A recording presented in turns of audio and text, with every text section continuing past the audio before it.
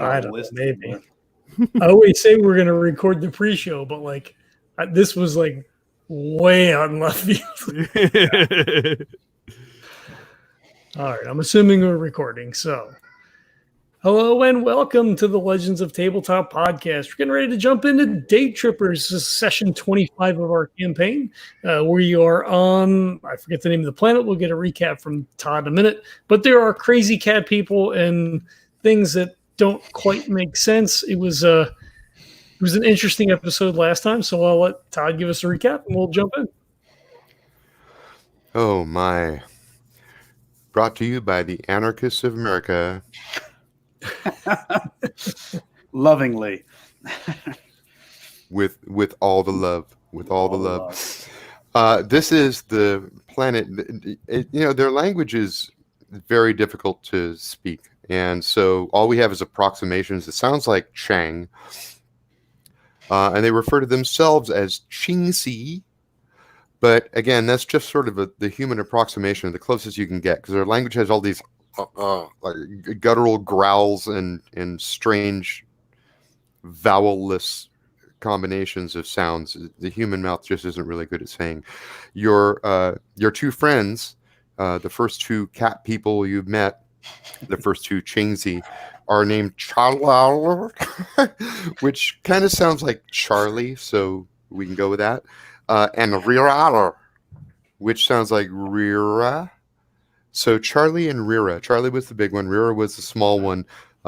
They live in this peculiar city, and in the center of the city is this vast contraption of machinery and pipes and pulleys. And you have seen, now that you've taken a look at it, some metal, stone, ceramic, glass, rope, wood, and other materials, all used to, it seems now that you've sort of moved around the city a little bit, every part of the city is actually connected somehow. There are walkways and ropes and gangplanks and poles and sometimes really strange contraptions like staircases that lead to nowhere or doors like 4 feet or 4 stories up in the middle of a wall. And all of these buildings are connected somehow to this gigantic machine that's just whirling and puffing and screeching and once in a while issuing dings and loud siren-like noises. And the people of the town, the Chingsi people, I could pull up a picture, but for right now, they look like big humanoid cats. They have sort of a roughly medieval technological level. And a sort of an incomprehensible sense of humor. They seem to find everything funny, even things that really don't seem funny to you at all. So when we last left you off, you'd been challenged to a trade, is the sense that we got, by your little friend Rira. And Reggie, being the most acrobatic of the group, as well as the one who can lucid dream, takes on the challenge. The two of them go to this place called the Dizzy Road. And the Dizzy Road turns out to be this weird maze-like obstacle course on which you had to perform greater and greater feats to try to up your trade against your opponent. Having succeeded in 3 trades and making great use of his lucid dreaming capability, Reggie has impressed Rira, and he falls off the pole laughing. He thinks that this is the greatest thing ever. He takes you to the center of town where some of his friends help and rush off and bring together a bunch of these big seeds that look like jawbreakers in black bags. And they begin planting them in planters as they grow into the spinning trees that you had been told about by Scilla earlier. So I think you decided that for storage purposes, as Deck pointed out, it might be easier to take these seeds home than to take the trees. So now half of the seeds have been planted. There's 15 of these rotating trees. There's 15 seeds in a bag, in a like kind of a burlap kind of bag, that Rira hands to Reggie. And he winks at you. He says, "You trade. Good." Reggie will wink back like poorly, like you tried good. Yeah. Many times you come stay. Yeah, sure. I'll fit. Yeah, maybe. Nash, maybe a maybe on that one. Rira? As a matter of fact, we are planning on coming back with a couple of other people. Oh, right. Yeah. So yes, we will come back. Rira. Yes. He's listening hard to Nash. Didn't seem to understand everything that Nash said. When Reggie speaks more, I don't know, simply, then Rira looks a little bit alarmed, and he starts gesturing toward a building and making some strange sound. Nope. Nothing. He starts pointing to his mouth, and he points at your mouth. Ah. And he Hold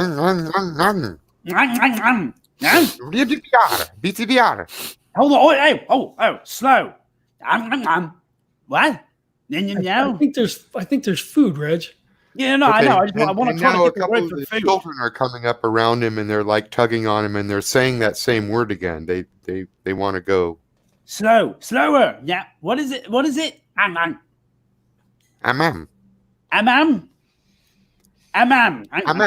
Yeah. Guys, it's like the noise you make. It's great. Yeah, amam. Yeah. And now he's taking you by the hand. All right, he's taking me by the hand. I guess we're going for some amam. Is that? Yeah, sure. All right, let's do some amam. Yeah, Reggie. He just let some. What's it like? A bunch of little cat kids. Little kittens? There's a bunch of little cat kids around, and they seem to be his children. You can see it's similar coloration. They're scratching me all up, my legs all up. Not on purpose, just a All little right. by accident. They're kind of excited by these strange beings. So the kids do come up and poke at you a little bit. Oh, God. Is this what it's like to have cats, Nash? I don't. Well, I never really thought about it before. I mean, fucking Jasper sleeps all the time, or you get that crazy like 2:00. He just starts running all over the fucking house. I don't know what that's about, but maybe it's this. Maybe this is why. I don't know. I think we're finding out what it's all about. Yeah, maybe a first-hand look inside the psyche of a cat. I'm scared. Yeah. Hey, Deck, do you think there's any way that you could translate what they're saying? Do you have like any kind of filter or some shit? And like he starts moving his hands about in the air like Deck does. Can you do any of that? And he starts like swiping his finger. You're muted, sir. I knew you do not mean to insult me, so I will not take it as such. No, of course, because you're always. It's Yes. No, I understand that sometimes my mannerisms can be awkward to those looking from the outside. I apologize for that. However, it is not something that I can necessarily control. It is the actions that are required in order to control my system from time to time.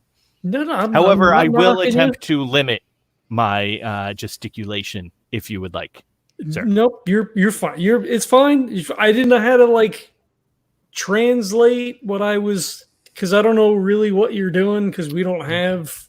Usually, it's me. Words It's do me. it just enough.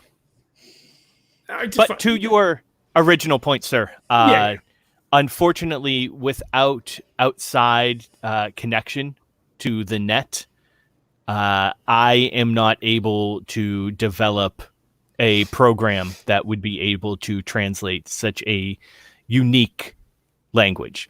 Also, I'm assuming that with this being a dream world, there might not be much logic to what they are saying.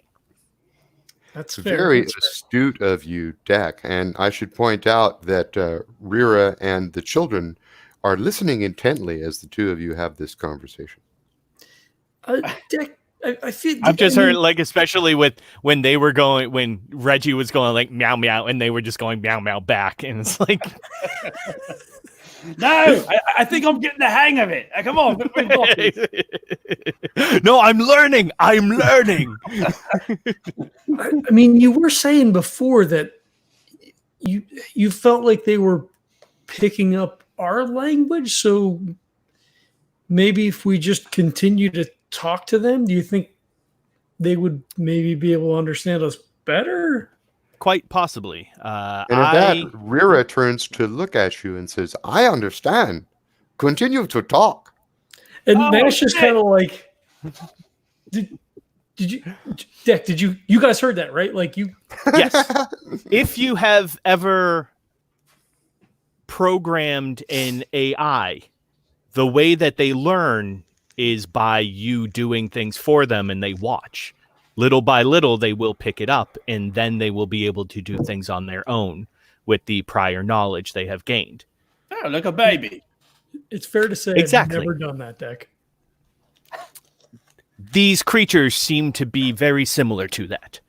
I believe the more we interact with them, the more they will learn, and the more they will then be able to do things on their own. Rira has taken you inside a large room where there are a bunch of tables and benches and platters. They're metal dishes, long, broad, flat, like metal dishes. Shaped like fish? No. They're shaped like rectangles with hammered edges. So there's some degree of finery to it, but I wouldn't call it fine silverware or anything. And by the way, there's no actual silverware. There's just these metal platters. And in the metal platters is some kind of stew with unidentifiable pieces of meat and some things that do look a lot like potatoes and carrots, but mostly sort of a slimy gray gravy of some kind. Yummy. Oh. Does it look like the nutrient stuff that they traded for? I mean, did we know what raw, like Nutrex or whatever it was? Give me a brains roll. Sure. I can maybe do that. Nope, I got a pair of twos. That looks like cat food, man. I think cat food is probably your first thought, and I'm going to say you've never eaten raw Nutrex. You actually don't know what it looks or tastes like. Yeah, that's fair. Oh no, this is gonna be something. It's gonna be good. I don't think we should dream it into something else. I'm sorry. Can you like dream it into something edible? Yeah, that's exactly what I'm children just thinking and about.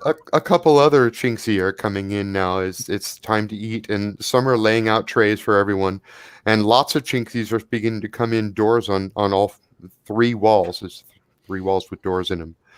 This seems to be sort of like a public mess hall or something like that. And out of doors in the 4th wall, which apparently leads to the kitchen, there are servants bringing more trays, which they're putting down at the table. So you guys are being guided and tugged on the sleeve. They're coming through the 4th wall. we now, mom, you come. Good. Understand? Chinksy. No AI. No baby. Chinksy. You don't like when you said that. Chintzy good. Yeah, right. Yeah. Chintzy it was more of a metaphor, right? Is that Yes, I was, and he'll turn to the nearest Chinksy that he's talking to, and he will say, "I was making a comparison between yourself and artificial intelligence, which I also believe you are because you are the product of somebody's dream. Sweet. You are not real. We're doing good." I don't know if that's the best tack to take, Deck. Maybe just tone that down a little bit. I no understand. It's fine. You, mom. Yeah, it's num num. Num num. All I need to quickly. you become num num. I need to quickly change this stuff so that I don't want to change the look of it. I just want the taste. I need the taste to be different. I need it to smell and taste like steak or some shit. I can't eat this. Okay, so you're gonna try to control the dream. Yeah, this is a great use of lucid dreaming. I don't think there's a better use. This is it.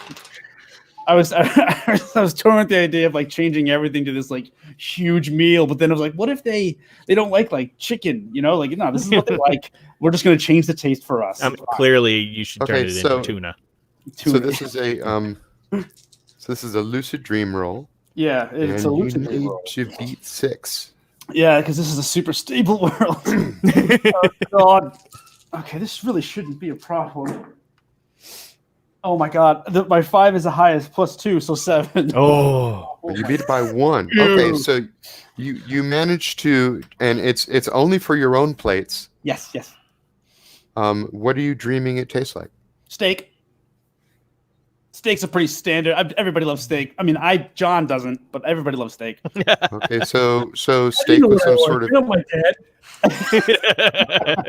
maybe a steak with some sort of beef gravy on it because there's a lot of liquid in this. Of course, yes. Right. Every sort of like texture has its own specific taste, tailored to the idea of like a steak dish. Everything complements each other.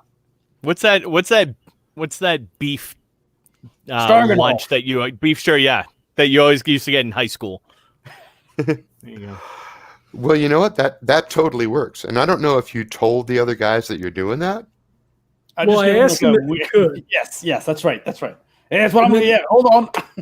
So, like, as you're sitting there, like, Nash, like, picks, like, I guess there's no, like, spoons or whatever. So he kind of, like, no spoons. He, like, the cats, of course, are shoving their fingers. faces right into the bowl. And then he, like, picks it up and he turns to Reggie and he's like, well, we've eaten worse in the service. And then, like, as he picks it up, I'm hoping that you, like, do your thing. Oh, yeah. Well, it's happening. It happened when in Rome, right? Or whatever. And, yeah, Reggie does, too. He dives in. This is not the level of food that I am used to, but as you said, when in Rome. Just do it, man. Just do it. Well, actually, it's quite wonderful. Now it is. Reggie did a great job. Man, you know what? You did it. Yeah. And I'm blood spilling out of here. Strange moment for me to remember this, but last time you guys all got 1 experience point for the jump. I neglected to give to you all. Oh yeah, I was going to ask you about that. Oh. Yeah, take 1. Shit. You gave us like other experience too, right? Shit. You guys did, not Nash. Yeah, I didn't do anything. Oh, come on. No. We'll be truthful. I think you guys both each got 4. I got 3. I know it's in here somewhere. John for sure got 4 then. Yeah. Okay. Yep, there it is. 4 and 4. You both got 4. Okay. Yeah. Oh, maybe I just didn't add the XP from last session then. Look at that. Wow, I have way more than I thought then. So that means Reggie and Deck both actually got 5, and Nash got 1. Mm-hmm. So Nash turns to Rira, like he eats a little bit more. He puts the bowl down and he goes, "This is really good. Thank you." Rira stares at you. For so long, you start to wonder if he's still thinking about what you just said. And then he goes, it's all the same. Right, yep. Yeah, it's all the same. Yes, but good same. When he says that, the children all start laughing and some of them fall off. And then he starts laughing because apparently that was a joke. It's amazing. I just want this level of just humor. This is so charming. It's charming. There's a guy in the corner with a very dark fur coat, I guess is what we would call it, and sort of a golden stripe in the middle of his head. And he's been watching you for a little while. And he looks brooding. Oh. Dark and brooding.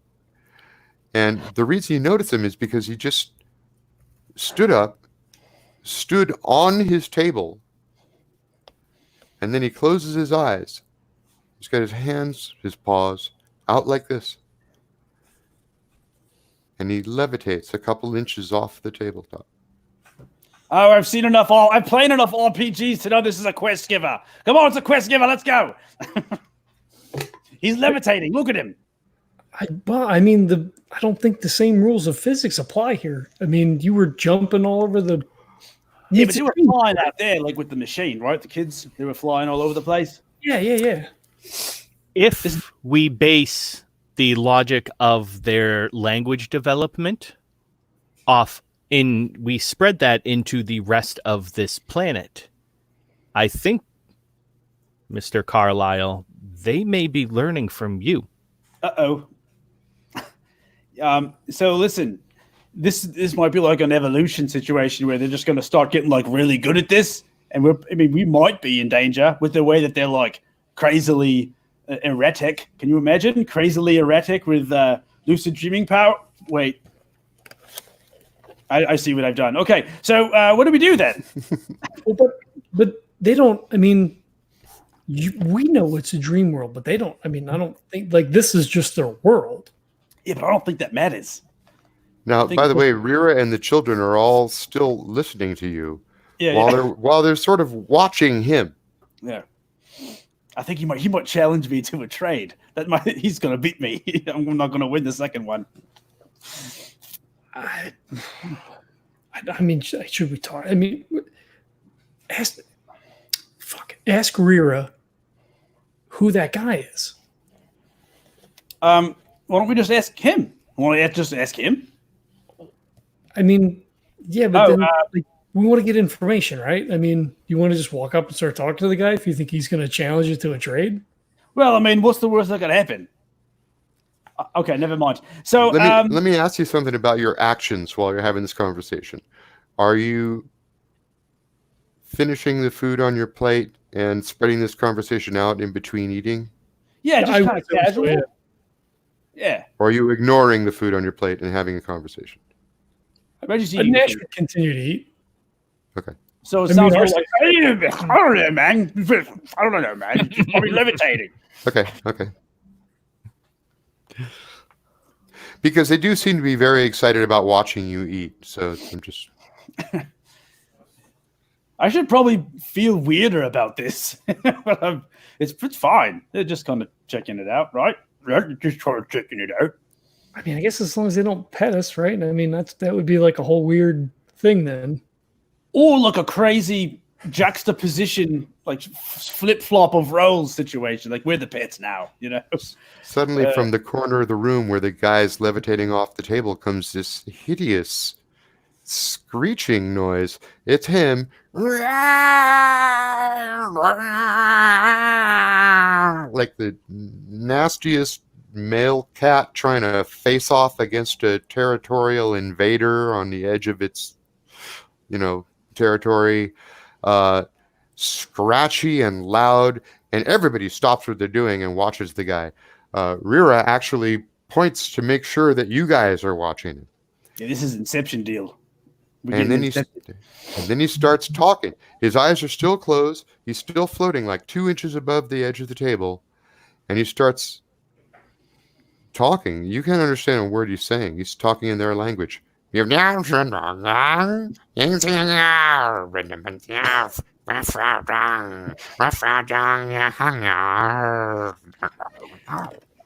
new ringtone. I'll clip that for you. And when he's finished speaking a couple sentences of this, his eyes bolt open, his feet come back down to the table. He's looking straight at you guys, and he raises both hands to point in your direction. Young fucker. I think he just said fuck. Oh, they're learning. I mean, this is nothing, right?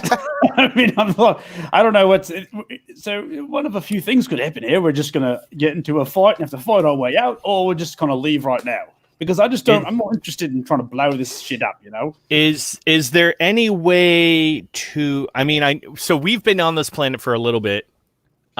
Is there any way to infer tonally whether he has more of a positive or negative intention with those comments. He is clearly pointing at us, so what he was saying is directed at us. Is he being like, hey, we should trust those guys, or Well, hey, we all should I turn can them say into is slop? If these guys have sort of a linguistic space similar to that of felines on Earth, this is the first time you've heard any of them sound what you might consider threatening. Now, whether it's like defensive, like stay out of my territory, or offensive, like step outside, motherfucker, you can't tell. Right. I'll just turn. Reggie will turn to Rira. Just, hey, what's that all about? Rira holds up one finger and nods, and then he stands up. He gets between you and the other guy, and begins speaking in Chingsi. He's gesturing towards you a couple times. He points at the crates and boxes which have been lugged in or on the other side of the room, and the two of them proceed to have a conversation. Doesn't seem to be going real well. The dark guy continues to sound angry and threatening, and Rira begins raising his tone in what seems like your defense. Did you guys do anything while this is going on? Yeah. Yeah. Reggie will get up and no, Rira, no. Hey, everything's cool. I'll address the dark cat. I'll address it. Everything's fine. Everything's fine. But hands up like this, like peaceful stuff. It's fine. I don't know if that's going to help, Regis. I don't know. I mean, he seems very upset. And Rira's getting upset. I'm trying to de-escalate the situation, you know? He didn't. So maybe I can de-escalate. Rira turns to you and then turns to the guy and says, Manatagang, it's fine. Hey! See? It's fine. Points to you. Yeah, the other guy doesn't seem to be having any of it. He points at Rira, and he points at himself, he says something, and he walks out of the room.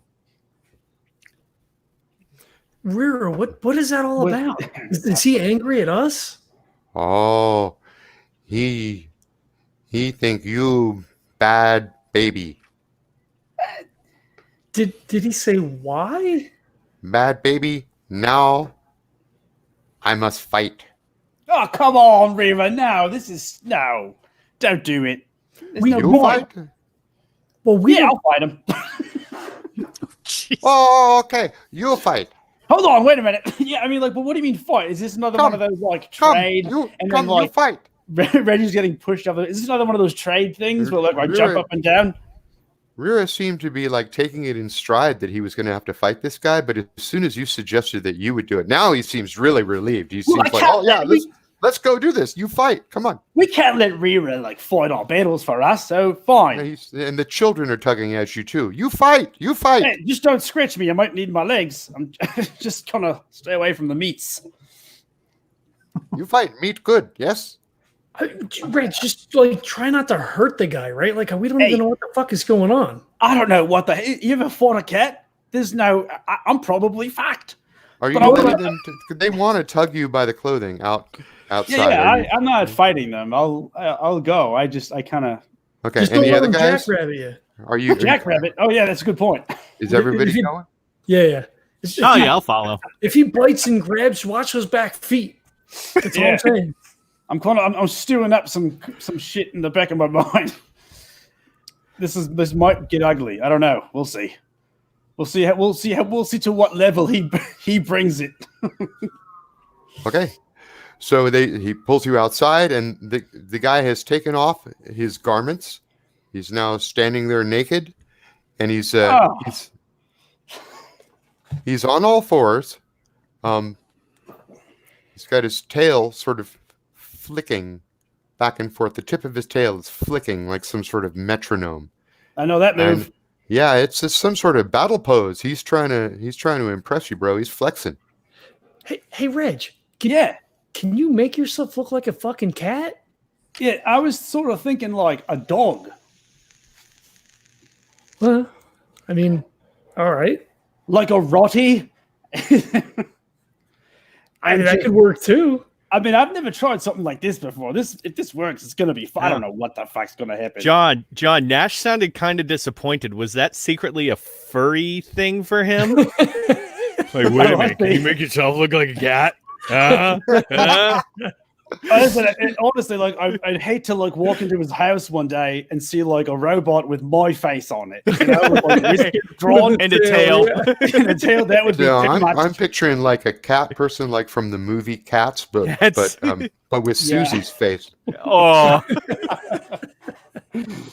that's like I don't even want to. Every time I walk into his house from now on, I'll always have that little moment of like, is that what we're gonna see? Is that what we're gonna see? No, I was thinking dog. I was trying to have fun with it. I can't imagine how this is going to go.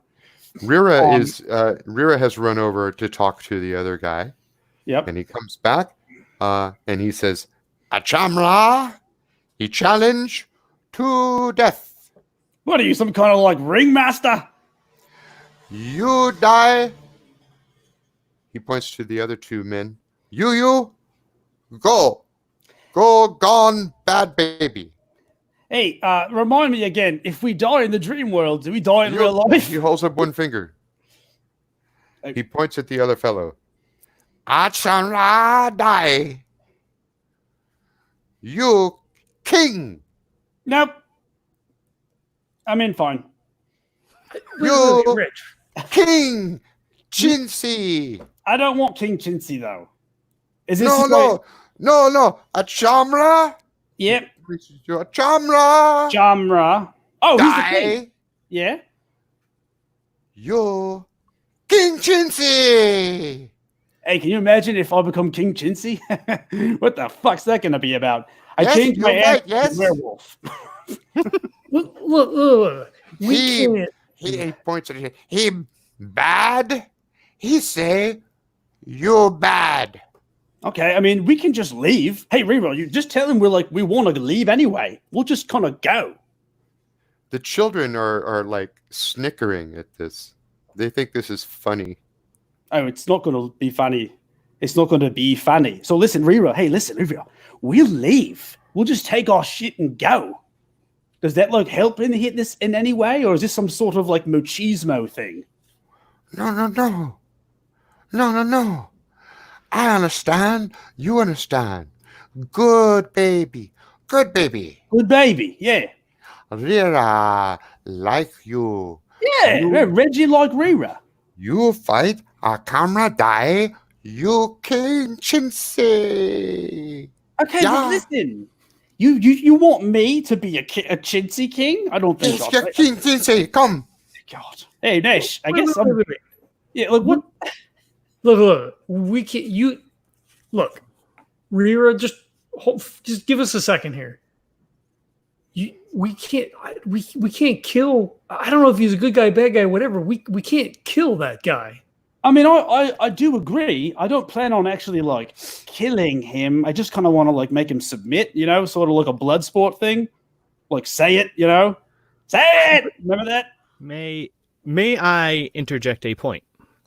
Please do. Yes, please. Appointees Our knife or mission something? here is Oh. to collect the trees, correct? Actually, I think we were just supposed to get some fucking outside shots. I mean, we were gonna we were doing some location setting and Not even. In fact, the whole idea Oh, of, that's right. Yes. of trading with them was actually Nash's idea. I do was take not personal part of the- responsibility Very true, to yeah. how far this has gone. I do take that onto myself. Would it not be easier to shoot a I see. show if Mr. Carlisle was in control of the planet? Oh, this is very practical. Deck, what the fuck? we I can't get it. interject ourselves into the politics of this dream world. Like I believe it is too late for that. It sounds like we're being forced into it, which just brings me to my second point. I'm not gonna just kill this guy. I'm not like that. but I want to make him submit so that he learns. He is simply the manifestation of a dream. Yeah. He's not real. You can do whatever you would like to him. Okay, Deck, we need to tell. So, okay, that's a day tripper thing. Deck, we're like in a real place, though. You know, like they're all real. They're like insofar as we can interact with them, yes. Yeah, but they are real as much as my UI is real. No, I don't think that's right. I mean, they can rip us to shreds, and Reggie shows him his bloody leg. Look at that. That's all their little nails sticking into my leg. That brings me to my second point, actually, Mr. Carlisle. I love your second point. They have not outlined any particular rules to this event other than if you die, we leave. If he dies, you are the king. Yes. Correct? Do you still have your firearm on you? Oh, yes, of course. I believe that is the easiest solution to this dilemma. I mean, so listen, now if I had my druthers, I would just use like the little laser beam and try to like get him to run off the cliff or something. But I don't know if that would be, I don't know if he would go for that. But I don't want to just shoot him. I'm not like that. Like, I understand what you're saying, but I'm not just going to shoot a cat. But it is not a cat. Well, it is a chintzy. You're right, but like a chintzy cat. Yes. Yeah, I'm not going to shoot him. I mean, he's challenging me. I'm kind of like, I just want to like get out of this situation. So if the fastest way for me to get out of this situation is to turn into a werewolf, well, okay. Are you sure that you really wanted to work with us and not with Bento? I don't. Yeah, I appreciate the practicality that you're trying to bring to the situation, but these are a people that exist in this world as real entities, as far as I understand how a dream world works. We can't just kill people. Like that's unacceptable. So the difference, though, is that I'm just openly that is noted, sir. Thank you. But I've given him like plenty of opportunities to not do this. So now I'm sort of thinking like, how cool would it be? I've always wanted to be in like an Indiana Jones situation, you know, with like the guy, like the cat being all crazy, and then I'll just pull out their gun and you know, that's it. I'm king. I would prefer that we'd not stoop to a level of violence. Yeah, I am on your side totally. So I would like to make him submit. Although, how about this? Wait, Nash, let's just fucking go. I'll spirit us away. How about I just spirit us back to the ship with all of our shit and go? I'll make it look like a Star Trek teleporter. It'll be sweet. No, I mean that's fine. Look, we've got to get some shots. They're going to come back here to Scilla needs to come back here to film the episode, but the sponsor wanted to set up trade with the cat people for the trees, because the trees apparently, and he kind of like shudders a little bit as he's, I can't read that, Jesse. No, that's horrible handwriting. Trees are like, moving, like. Yeah. No, this is on the other hand. I don't think we're in a place to kind of make this situation go away without interacting with it somehow. Because if we come back, they're going to remember, It's all right. Look. Let's leave. Let's go. We'll get some shots on outside of the city. I'll let her know that we can't shoot here. And however the sponsor wants to work some sort of a trade deal, that's out of our hands. I mean, I'm with you. I am on board. Deck? I'll spirit us away. Whatever you... He's rolling a dice, though. Whatever you deem proper for this mission, that is what we will do, sir. Thank you. I have a feeling it's too late. A Chamra is making more threatening noises. Okay. And Rira tells you, he say, you little dirty tiny baby. Yeah, he's trying to appeal to some sort of like I don't care what he's saying. And then while I'm trying to explain that to Rira, I'm going to energize the. He say you bad, bring bad, go away. He's got to work on his insults, mate. Okay, so I'm gonna energize. Can I do another lucid dream to beam us back, beam us to the ship with all of our shit? Beaming all of you back to the ship with all of your shit. No, not like all the cats and crap. It's just the three. There's us three and our cargo. And your cargo. Okay. Yeah, because like like in Star Trek, they put anything they put on that little pad goes. That's kind of what I'm assuming. Well, yeah, but your stuff is out there, and now you've been dragged out into this public square area, so you're actually not near your shit. Is our stuff between us and the ship? No, it's the other way. Before you even went into the mess hall. Okay, so the mess hall was on the other side. Okay. I swear to God, John, if you try this and it turns into some Galaxy Quest mess where we all just end up in blobs of flesh on the ship, I'm not going to be happy. Yeah, I mean that's the best case scenario. We'll just live the rest of our life as flesh people. You end up joining us all, so we all become tree people now. Hey, you know what we can do? All right. You know what? I'm going to beam us back to the ship, and then we can we can go and get the cargo after that. We'll just like blow our way in there and just get it. Does that sound okay, Nash? I mean, we didn't give them anything of value. We could just leave it. I guess it doesn't matter. We just wanted to grease the skids for our return. But we didn't trade.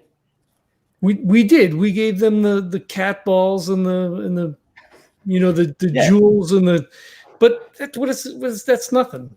Couple of megabytes. But they accepted it though, so it's kind of a done deal, right? Or more. All right, fine. Rira. We're going to take our trees and we will leave. We have no wish to fight. This is getting dangerously close to this cat just attacking me.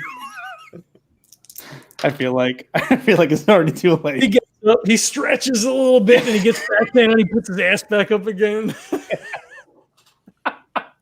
So much posturing. It's like those videos where cats like, bah! Okay, so Rira looks at Nash. His eyes get big.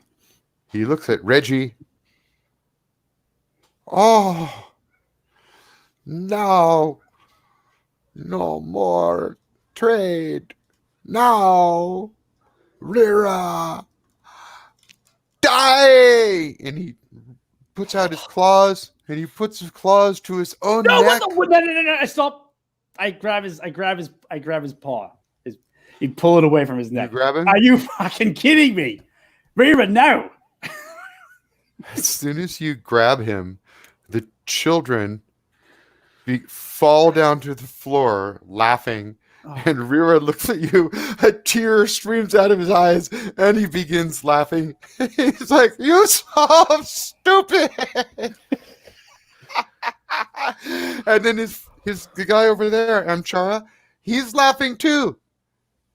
They're both pointing at you, and now Amchara says, "Oh, you stupid baby." This is hilarious. Yeah, I'm definitely a stupid baby. Yeah, I'm a stupid baby. They're falling all over themselves. Hey, this is great, Nash. It's resolving itself. We should probably get our stuff, get some B-roll, and the children think this is so funny. They begin throwing things at each other. One of them grabs a rock and throws it at another one, and they all begin picking things up and throwing them. They're laughing and throwing things at each other.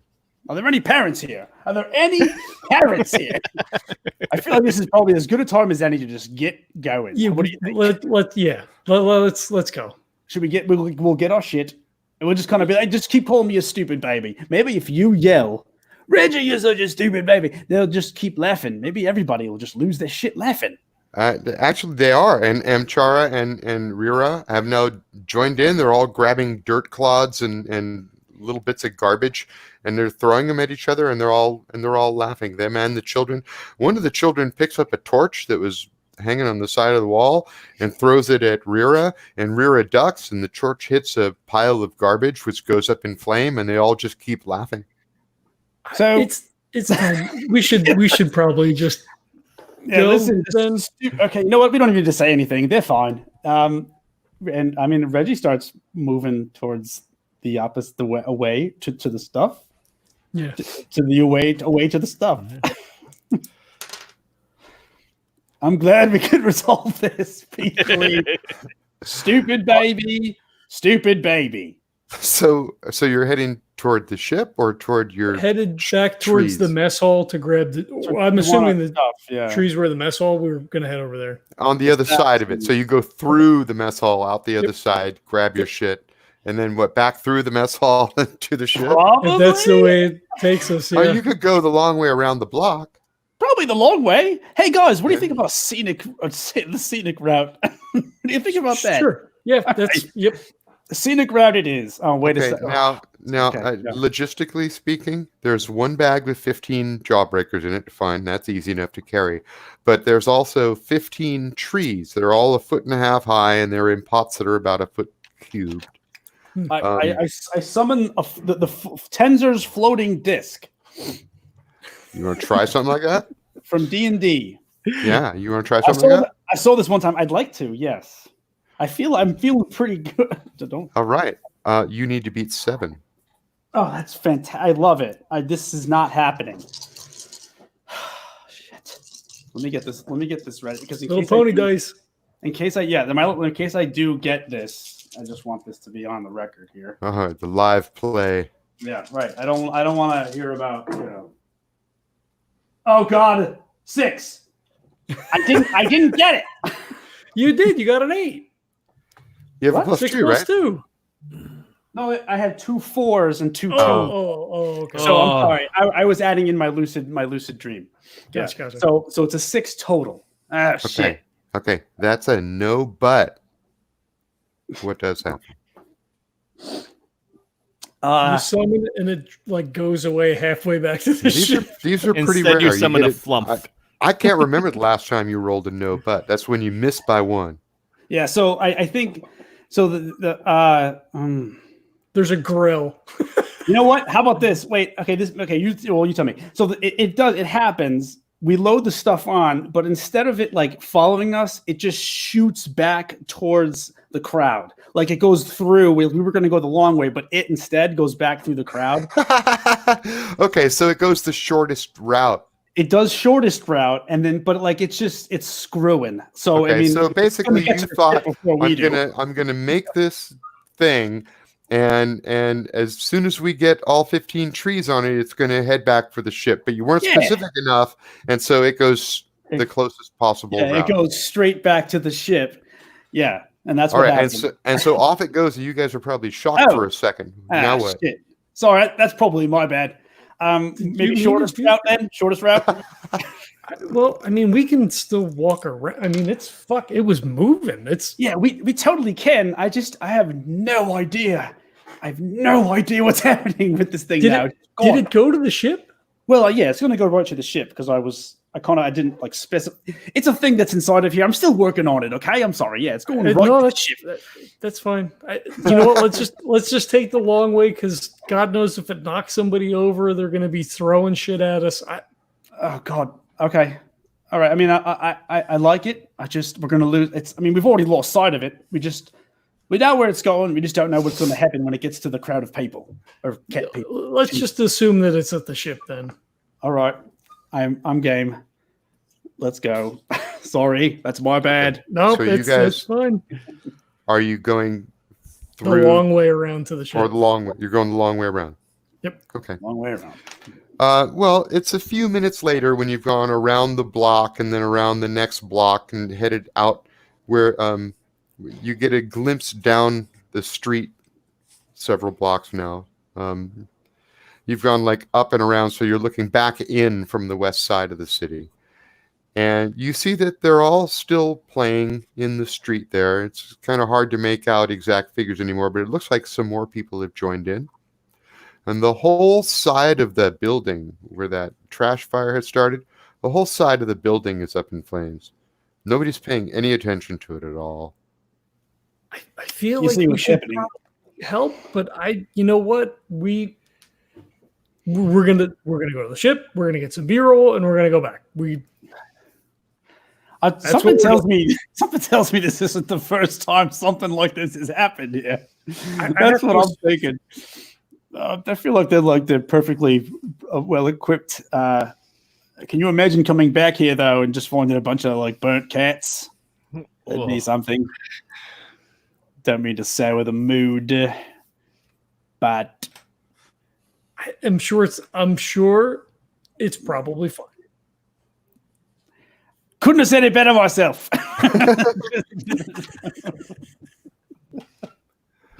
So you're at the ship. The disc is gone, but it's deposited the trees right there beside the ship.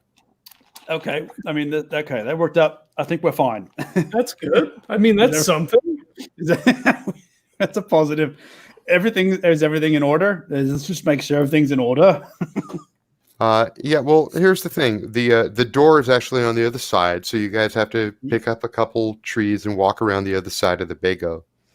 And when you get to the other side, you see that the main door is open. What the fuck? We locked it. Didn't we lock it? Yeah, it's got those specialty locks. So this is all right. How about this? And Reggie takes out his gun and go, let's just like drop in. Let's just drop into like, all mode, loose gun mode. Yeah. Drop in. Yeah. All right, let's go. I take out my pistol. And Take out the little cricket. Yes. And hey! Oh, maybe Nash should. You know what? You want to try to, I mean, it's probably just then. Let me just come in behind me. All right. Got it. So Nash will, I guess, stealth in. Like he's not being super stealthy. Like he hit the door's open, so he cautiously moves forward into the cabin. Okay. And curled up on the floor at the foot of one of the seats, you see Charlie. He was the first cat dude that you saw when you first landed. He hears you come in, and he wakes up and stretches, and he smiles at you. Ah, good. Now we go. Yes, we, and he like points to the three of us, are going to go. Did we load the stuff up?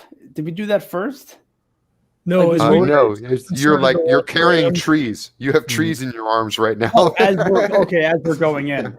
Okay, so we've got the okay, at least we have the stuff then. All right, Reggie grabs him by the scruff of the neck and throws him out the door.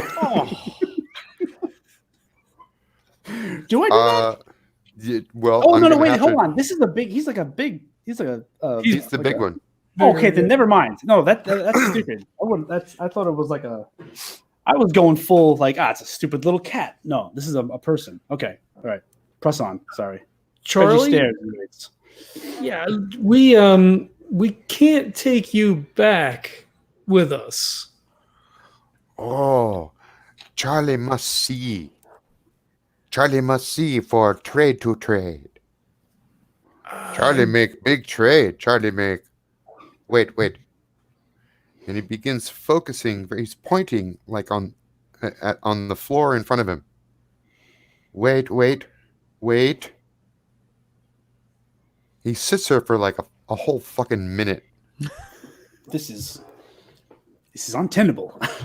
Nash looks to the other two like, huh? I mean, I don't know if this is. I feel like we're done. We're donezo. Hey, let me ask a quick question though, because I'm now done. Okay, what? Well, this is more of a question for hey Nash. You know what I was thinking? If he just like stays on the ship, he'll just kind of like disappear, right?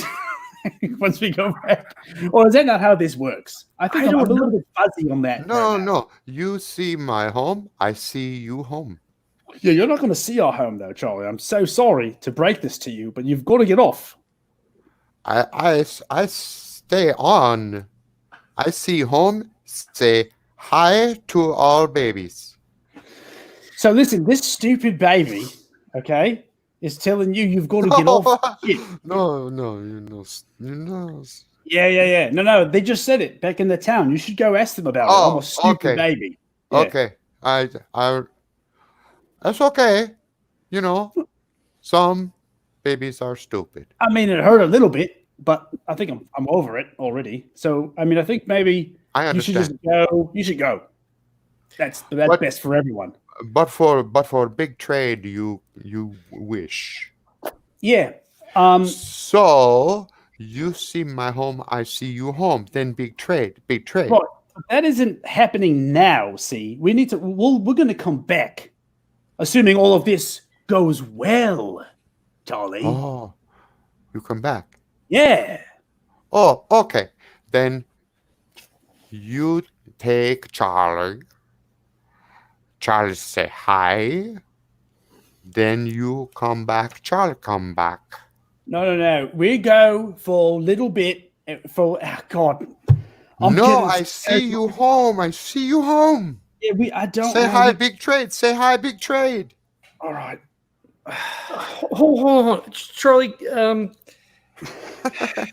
So like that, like he's thinking, and then like the tree starts to fucking move, and he just like freaks and like drops the tree, and then it's like laying in the thing, and it's like moving, and like Nash just like he exits the bago, like he just goes outside. Oh no. And he's he's pacing, and he's kind of like, you know, rubbing his fucking head, and he's like looking around, like he's now like visibly agitated. We broke Nash. Hey, Charlie. Listen, you have to stay. You're not allowed to come with us. This is a non-negotiable issue. Let's see if he learns that one. Charles, go see you home. King home, say hi. No, King. Charlie say hi, King home. King home say big trade. Charlie say big trade. Home trade. King big. No, there is no King big. No King big. You stay with Chinzy. Charlie. Mr. Nash sits himself down, and it's actually kind of curls himself down on one of your slip chairs. He's making himself comfortable. Deck, did you have something you were going to try? Charlie, Mr. Carlisle did not kill your king. Therefore, he is not the good baby king. He ran away. So Mr. Carlisle is actually coward baby. Yeah, very much. He'll lean over to Reggie and goes, "I do not believe that you are a coward. I am just to get us out of this situation." You're doing great. I'm into it. Let's play it. Let's do it. Yes, coward baby Charlie. You know you cannot come. Charlie comes up to Reggie. He looks you up and down. Reggie pulls the hammer back on his gun. No, coward. Coward. Baby. Little bad baby. Very much so. I'm afraid. I'm sorry. Coward bad baby. Yeah. He rolls over backwards and he rolls out and down the ramp. He's still laughing. He's clutching himself and he's shrieking, "Coward baby! Little coward baby!" So Nash just like looks down at the cat who's like kind of rolling at his feet, and he's like, "Yeah, so I guess you found out then that he didn't. Can you guys come out here? I think this is probably our opportunity. No, you put those things away, please. I can't just. They have to be out of the. Put them in storage. Okay, we're gonna. Yeah, we'll just kind of leave them. We'll put it away. Reggie starts putting the stuff away, securing it, Thanks a bunch because that's not my pleasure. Okay, so you have to go out and in a couple times to grab all 15 of these trees and all right. strap them in place. And by the time you're finishing up, Charlie has stopped laughing, and he's sitting there with his hands on his knees, just sort of watching you go back and forth. And he says, No, for good, for reality, Charlie say, trade come back. All good, all fun.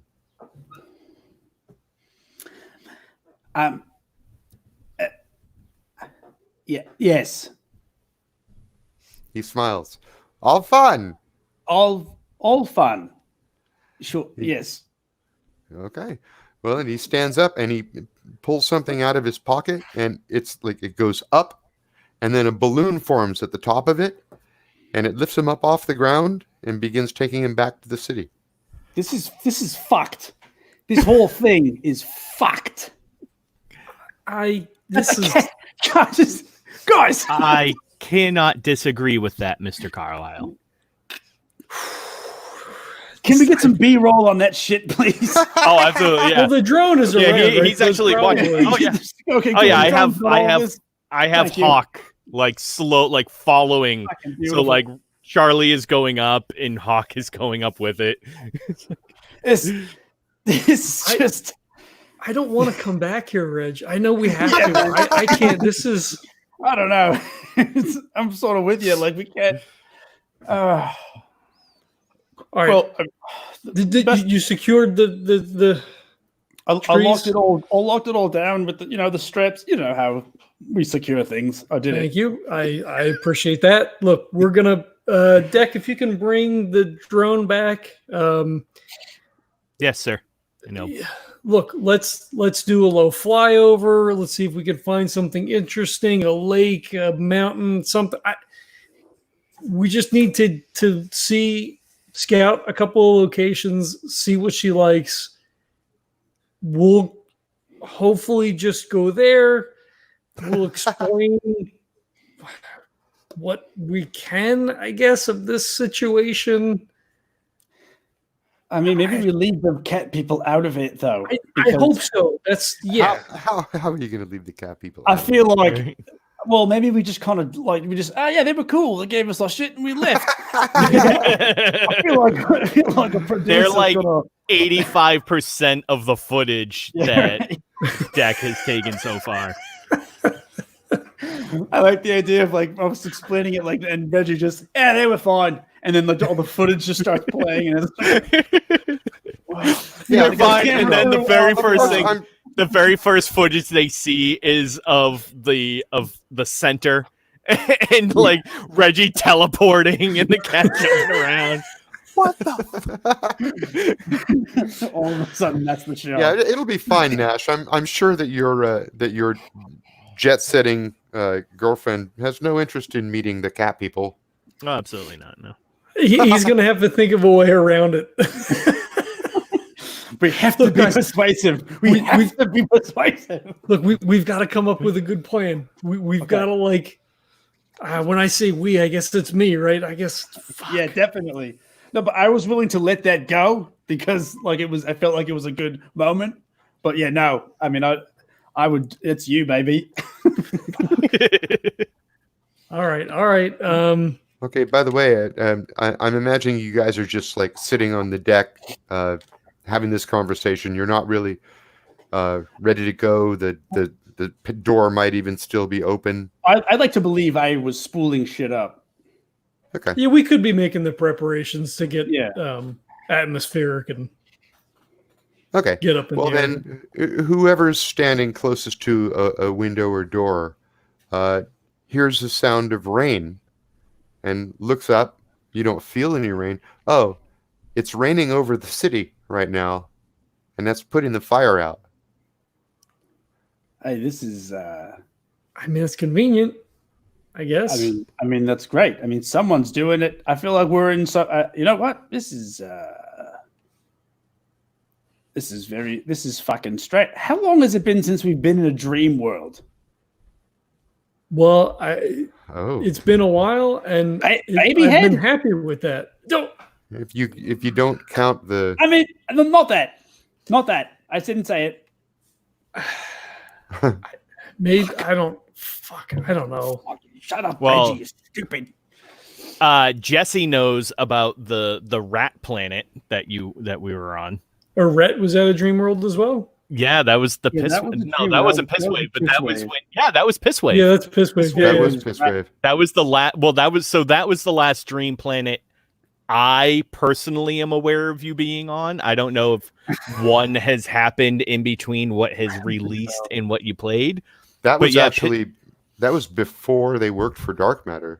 Yeah, that was Yeah. Deck. That was Deck's last. I'm not Deck. That was Chip. I can't even remember his Chip's last mission. I'll Yeah, remember his That's name. what broke it. Yeah, I'm looking Yeah. back over your list of Dark Matter missions, and I don't think any of them were Dream World. So the only one I that would actually count- think that might be wasn't that the first Dark Matter mission? Like not when they officially worked for Dark Matter, but Well, I like that think was that's like the a one they called contract. us in on. Yeah, that was like the Yeah, 'cause we were first saving, contract mission yeah. you did for Dark Matter. Uh-huh.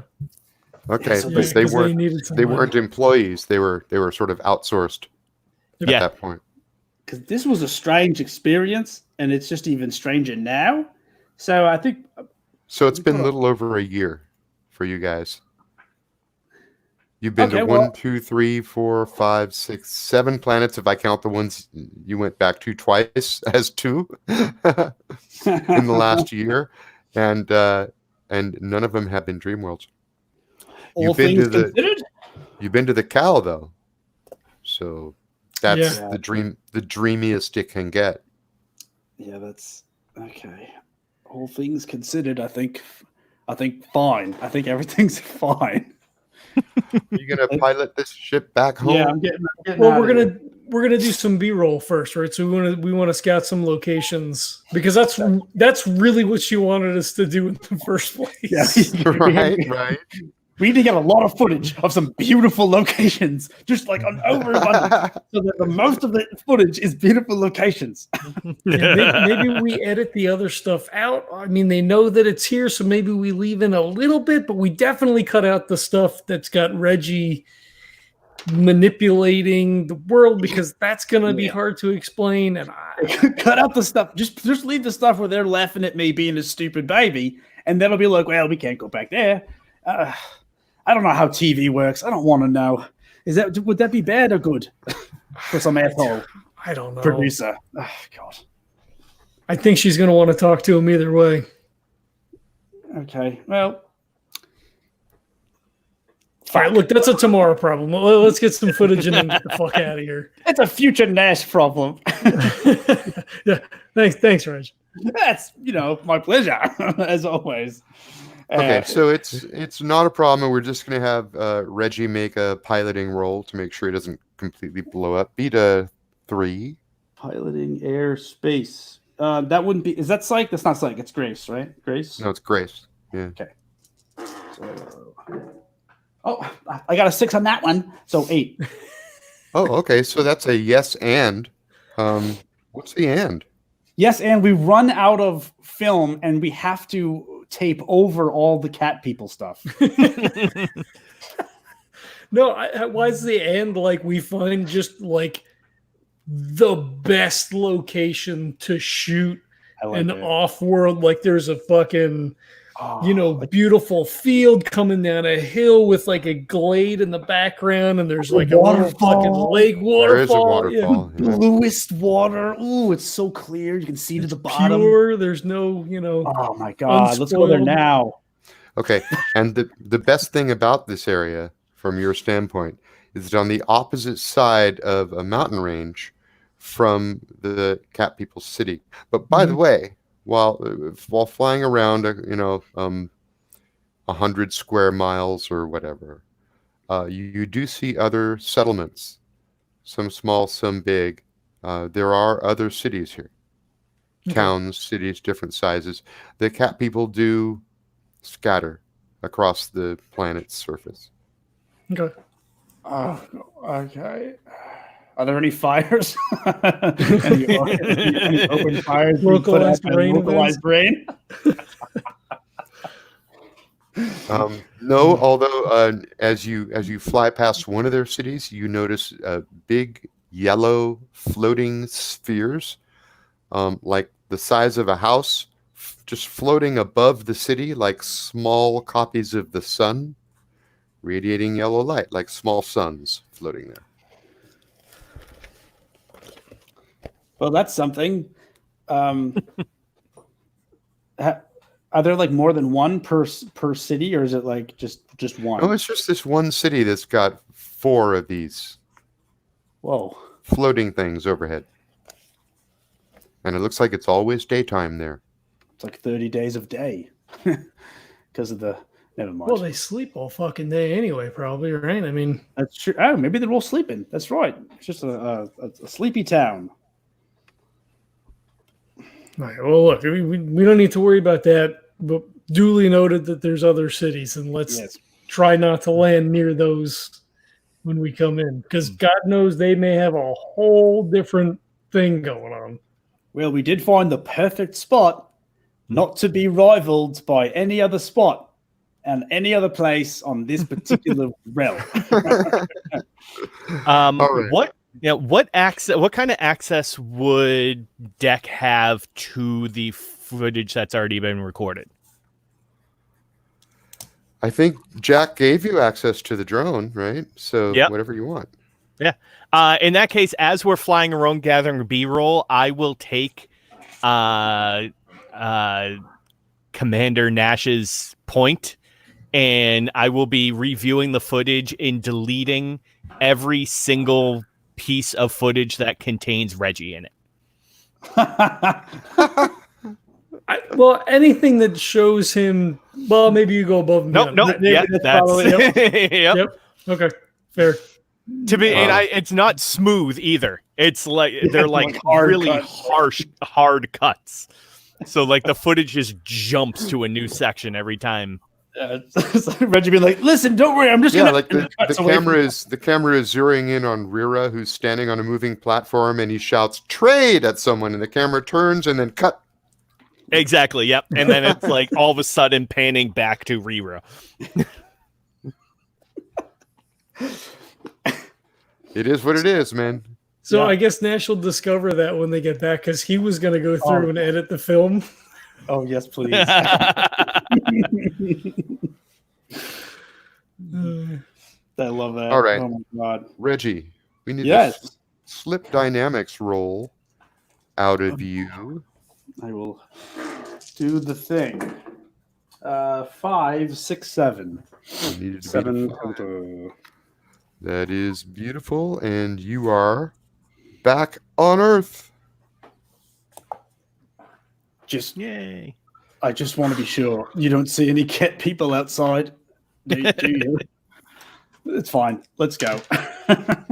And then like Nash kind of gets a little paranoid look and like gets up and starts to look to make sure there's like nobody in the ship that we didn't see. Yeah. Oh, that would have been awesome.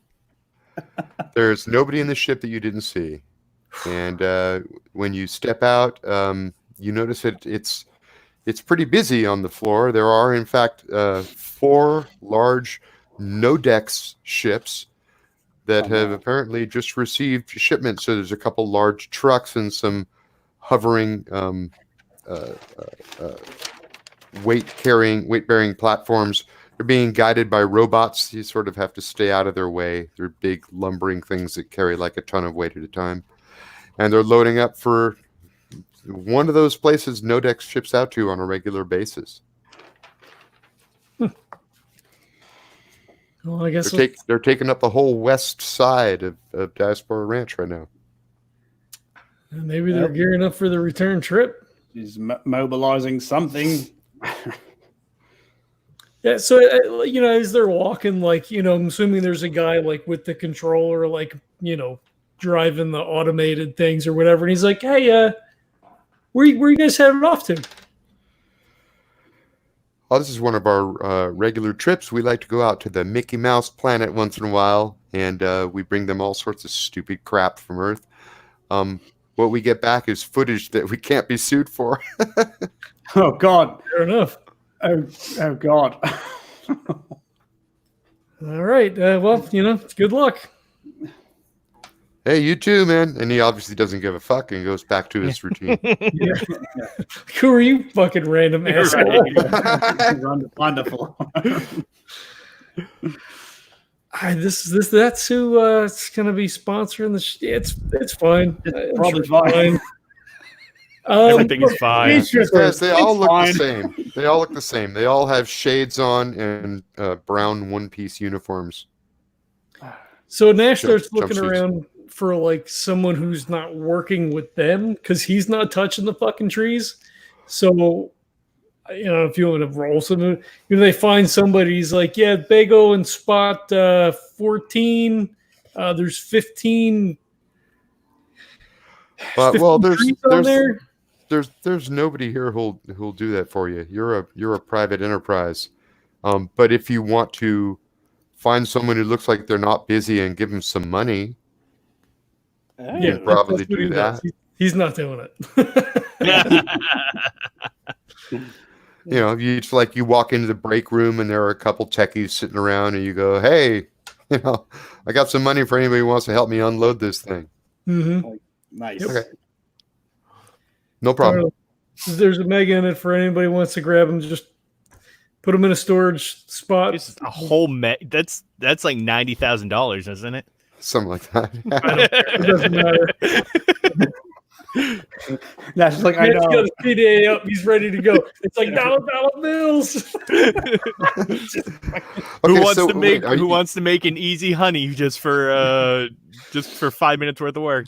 Let me clarify this a little bit because it sounded like you said put it in storage. So are we maybe talking about calling a storage company and having them send out a drone and set you up with a storage facility somewhere? Well, do they have I don't want to say lockers necessarily, but do they have a storage area? There are lockers. Yeah, there Would are they be- lockers here. Would they be big enough for that They're- though? You'd have to rent 15 of them. I guess probably not that then. So yeah, so he would just be like, yeah, unload them, bring them out. We'll bring the. Did we drive out here in the Bago? Fuck, maybe we don't do any of that. Yeah, well, You yeah, did 'cause we're drive here in the pretty, Bago. Yeah, we could just kind of go, right? Just I guess drive out so. of Yeah. there. Yeah. So literally going to edit all that out and put it in fucking outtakes because clearly none of that happens. Yeah. We pull into Diaspora and just drive out with all of our shit. Yeah, so maybe we get out, we talk to the dude, and then it's like, oh, Jeff Bridges is here? Yes. we don't have to fucking check in. We just fucking leave in the Bago. Oh, that's right. Oh shit, this is great. Yeah, this is like a whole weird fucking thing now. Hey, you know what? Next time I'm just gonna take off from wherever we are. We don't need to go through Diaspora, do we? I mean, technically, I guess not. But if there's a problem, they got Bay 10. I mean, That's true. Right. That's true. With the loose guns, though, that's fine. No. It's probably safer that way. It's irresponsible, unless there is an emergency, to just sort of go off and do whatever. yeah, better safe than sorry. It's like it's going out like hiking in the woods. You gotta let somebody know where you're going if you're going by yourself. Right. Turn the GPS on your phone, all that shit. Yeah, don't get lost for an hour and then wonder if you're gonna make it home. I don't know. Yeah, right. Just things like that. Like normal things. Oh, too close to home on that one.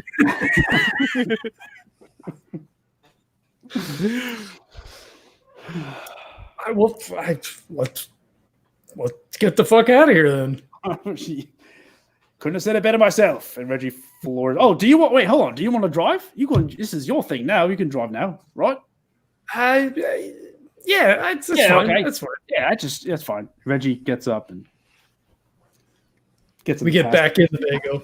Yeah. Get out, walk like 10 feet, turn around, walk back. Yeah, Hey, you know what? I love that. Walker. You're like, what the fuck are we doing? You just get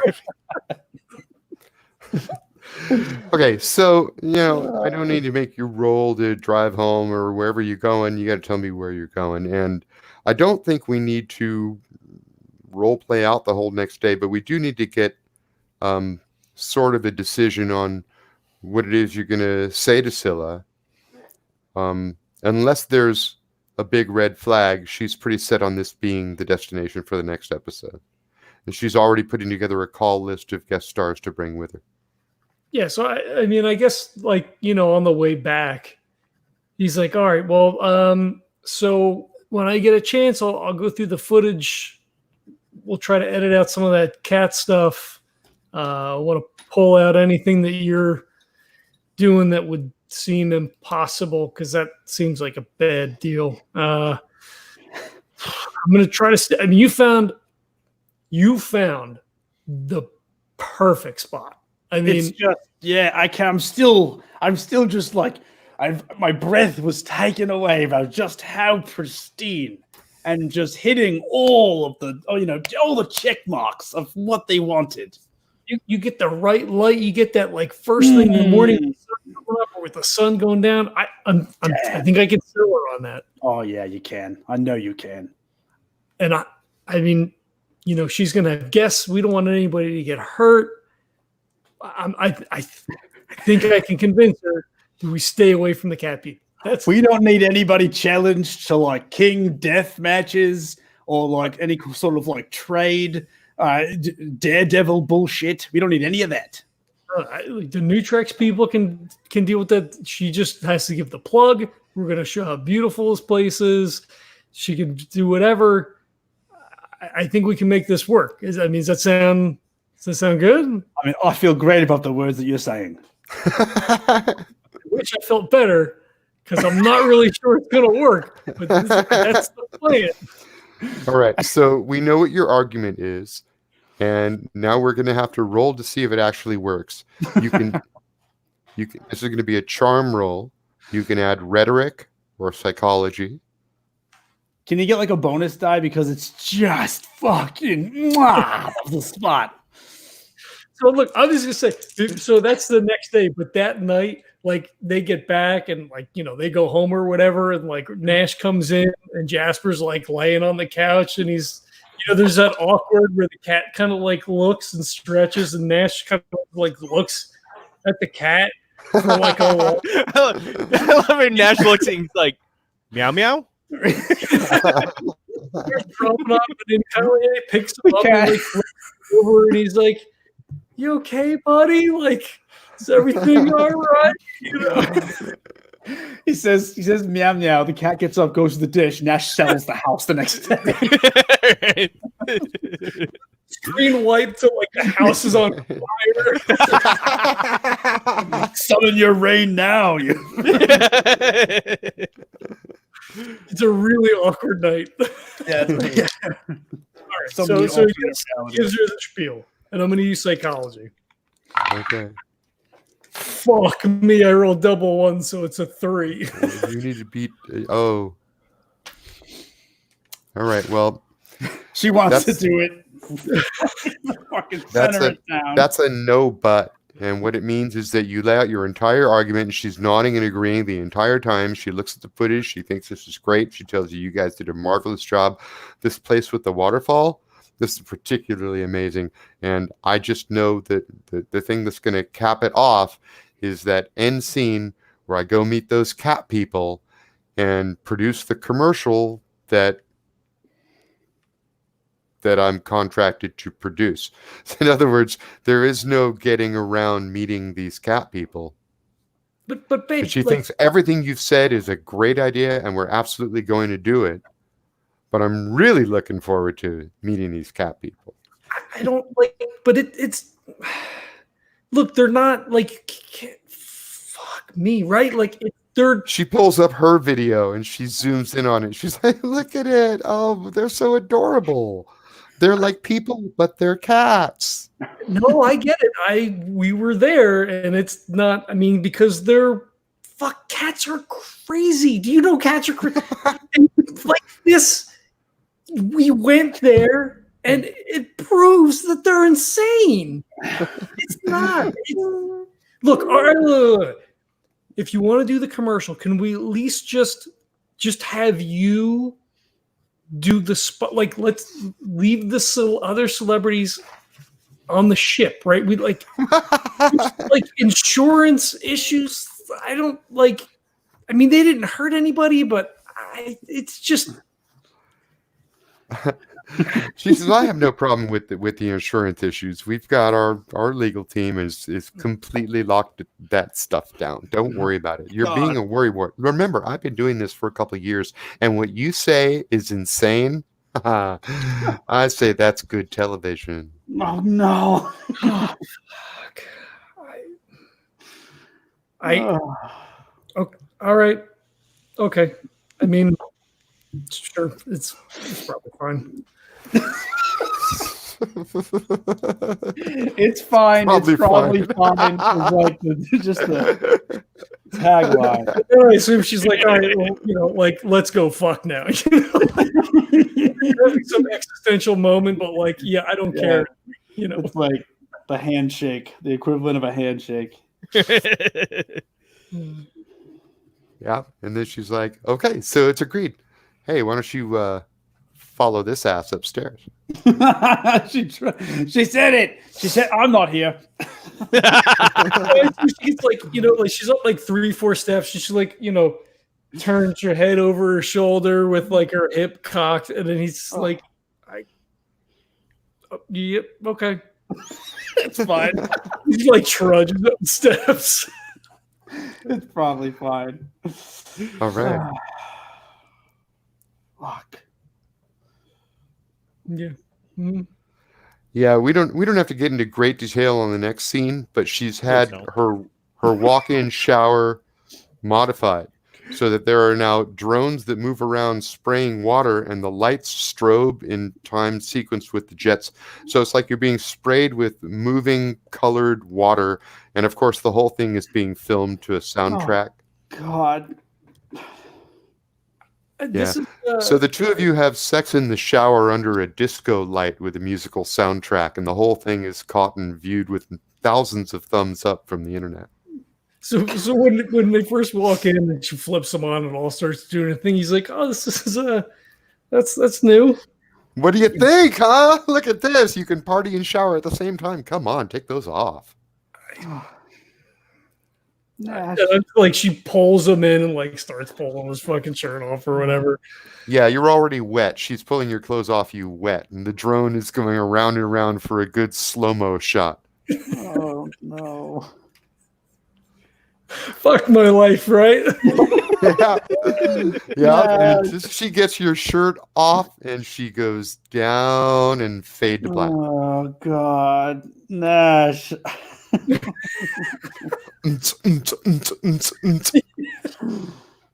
Oh. We'll be back after this commercial. Do you hate cats? Jesse's so disturbed he took his fucking headphones off. Are we safe now? Are we good? I needed it. I wanted to experience it just to solidify. Oh, my boy, my beautiful boy Nash. What has become of you? God, the player's gonna have to do some soul searching. Good luck sleeping tonight, John. Okay, so you've got like 4 days before the mission. Is there anything anybody wants to do while you're here on Earth? I don't think Reggie gets out of bed. Do we just zoom downtime up for the next 4 days? I don't think. Yeah, I don't think there's anything. Nash doesn't have anything on deck, right? Like, I mean, there's nothing that's happening that's of any particular importance, right? Like, there is some weird adjustment to like this new lifestyle. So, like, I feel like there's probably some like cut scenes of him just like wandering around the house, like flipping on the TV, sitting down on the couch, and then after like 3 minutes flipping the TV back off again, like just wandering around. He probably calls Reggie like, "Hey, well, what are you doing, man?" Like, I've just continued. I've got a new piece. Working on a new piece. Yeah, just painting, trying to forget. Normal shit. Nice. Have you talked to Deck at all in the last couple? I looked at that footage and I guess Deck got a hold of it because you're not in it at all. Yeah, I mean, I can't say I'm disappointed. Deck's a good man. He knows exactly how to edit a video perfectly, and I think everything's great. I haven't spoken with him recently, but yeah. He did a good job. It's not seamless, but we're not going to see any footage of you like disappearing or anything. So there's that, I guess. Yeah, that's probably for the best, I think. Yeah. We should probably get together, maybe, right? Just like hang out, make him, give him part of the team. Maybe go out to eat. Oh, for sure. I don't know what he gets up to when he's not he's odd. He's a little odd. I'm just gonna say, he probably doesn't have to get up for anything. He just sort of hacks into whatever system he needs to manipulate and just gets whatever he needs that way, right? He's probably listening into this conversation right now. Fuck! Don't say stuff like that. God damn it! Hey, Jack, if you're listening, you did a great job on that video. I loved it.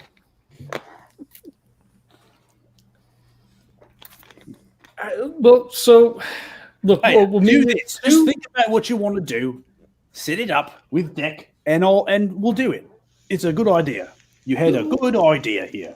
We'll do Mexican. Well, I'll meet you too. We'll go over to the usual place. Yeah, right. The Mexican. Yeah, I know exactly which place you're talking about. All right, cool. I'll see you then. All right. Sounds good. So then he calls up Deck. Ring, ring. That's what Nash says when he makes a phone call. Ring, ring, ring. Yes, Mr. Nash, do we have another mission? No. So, we did a couple of days. I was just kind of hanging around. I was talking to Reggie. We're going to head to the Mexican place. You should come along with us. It's a very long silence. I mean, that's weird that you would say that. I wanted to interject so that when you truncate silence, it doesn't just cut that whole thing out. Instead, just leave all of this in. Is this part of? Is this follow up to the mission? Do we need a debriefing? I'm not as such, but you're part of the team now. You wanted to work with us, and we get together and hang out. We want to make you feel like you're part of the team. I know things are kind of a little awkward a little bit. I know some of that's just me. That's fine. It's me. It's usually me anyway. Don't worry too much about that. But as I said, if you would like, I will attempt to limit my gesturing. No, it's fine. It's fine. We'll have to some kind of look. Just 2:00. We're gonna head to it's El Azteca. It's the Mexican place. It's downtown. You need me to come get you? He brings up a map of it for himself. Yeah. So socialization. Yeah. Understood. And he'll hang up on you. I knew it. He's a socialist. I'm not there. he's just looking at the phone like I.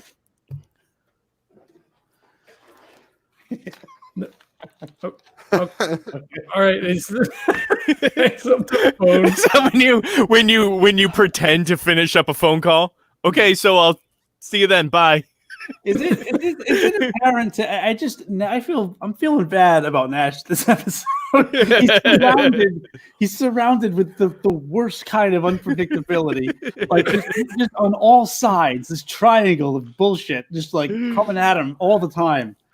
Yeah, so definitely, yeah. So, so to the left of me, Schizo to the right. Stuck in the middle and screwed. So yeah, Deck will finish compositing all of the footage that he collected from the planet visit. I'm assuming that it would be a good assumption that Deck probably has some type of flash memory within his system, correct? Like he has like bots and all that kind of stuff. So it would be so in the footage that was filtered through his system when he was uploaded to the bot, to the drone, he probably could have filtered that out and taken bits that he wanted, correct? Would that make sense? Yeah. Sure. All right. So yeah, he'll composite all of the footage of Reggie and send that off to Contact. Oh no. Yeah. Yeah, well, if you look in the chat, you'll see some of the responses that you get, just general. You were when you typed that out, I was thinking, it's like, okay, so this is what I'm going to do in the downtime, and then you typed that, and I was like, you son of a bitch. I was like, what the fuck does that mean? Is that like some weird notation that we should? Okay, whatever. Yeah. Now, meanwhile, is it tonight you just made these dinner arrangements for? Yeah. So like at some point in those 4 days, so maybe like the second or third day, as Nash is just like doesn't know what to do with himself because usually they're working and they're working out training. So like he works out at home some and whatever, like he's got stuff in the basement, but it's like fuck, I gotta like for as insular and closed off as Nash is, all of the life shapers on his thing are relationships for the most part. So it's a really weird dynamic that he, in some cases, profound relationship. It's a weird thing. I was looking at it today. Okay. So yes, it would be for this afternoon. Okay. And it's been a couple days. So in the meanwhile, Reggie, past couple nights, remember how you were having pleasant dreams yesterday and the day before you left for the Chinxi planet? Yeah, more like calming, peaceful, environmental dreams. Yeah, like on the beach, everything chill and relax. You're still having dreams like that, but when you awaken from them, you have a disturbing sense of being watched. Like there's an eye in the sky and you can't see it. And you're not even sure it's bad, but it's watching you. And it takes hours to shake the feeling when you wake up. So it's like it's a separate sort of experience that what he already sort of kind of assumes. Just like maybe more of it. It's your dreams are pleasant. You're like laying on a chaise lounge next to a beautiful swimming pool, and everything's great. You've got a drink in your hand. You've got a beautiful environment to look at. Plenty of good-looking people jumping in and out of the pool. Nobody bothering you. And yet there's a sense that somewhere way up in the sky, there's someone watching you. And you can't tell if it's beneficent or malevolent, but you can't shake the sense that you're being watched. I mean, I feel like if Reggie's in... Never mind. He's just having these dreams. Yeah, okay. Got it. Yep. Yeah, and like for hours during the day, you're still kind of feeling it. You find yourself like jumping around corners, thinking you're going to catch a drone camera. I gotcha! And it's like a mother and her child that scare the shit out of them. Yeah. So that's happening. I'm sorry. Aside from that, I don't think there's anything going on, and let's take you to dinner. Was there something that you wanted to say, Nash? No, I mean, he was just trying to, sort of bring Deck in and make him feel more comfortable and kind of like work him into the system a little bit more because he's so close with Reggie and like, Deck came in at like the worst possible time as we were literally fucking leaving Dark Matter. So like it's just been a whole weird dynamic, for the week or so that they've kind of been together out, like, doing stuff. So he just kind of wanted to sort of bring him into the fold and, maybe kind of get a better read on him and, make him feel like he's appreciated and, in the group kind of thing. Okay. And Deck, how's that working for you? It's awkward. He's not used to being treated on an equal level. He's used to basically, at least not with. So he's very much into rank systems. Everything has order. Everything has a hierarchy. And so the way that he looks at this dynamic, this group, is that Nash is the number one. He is the controller. And then there's Reggie, and then there's Deck. So he does not see himself as an equal. It's almost if you were to put it in a program, like Nash is the admin. Like, and so to be treated on an equal level is very odd for him. Okay, so they're in the restaurant when Nash is like, maybe swapping war stories with you or trying to, reveal some personal backstory in an attempt to get you to open up. It's just not really working. Is that? Yeah, I would not necessarily say that he's resistant to it. It's just not something that he is used to. So he doesn't necessarily know how to react in this situation. So like one word answers. Exactly. Yeah. He doesn't he doesn't share any, he takes in everything, but he does not give much because he doesn't expect he doesn't expect you to want to know anything of him. So it's like an awkward podcast interview when you're exactly waiting for someone to just expound on what thing it is that they know, and you're like, yeah. So Deck, like, what do you do like on downtime stuff? Like, you got anything going on or? Yes. Okay. All right. I guess that's good that you're doing stuff. Cool. I mean, you want to swing by I got a gym in the basement.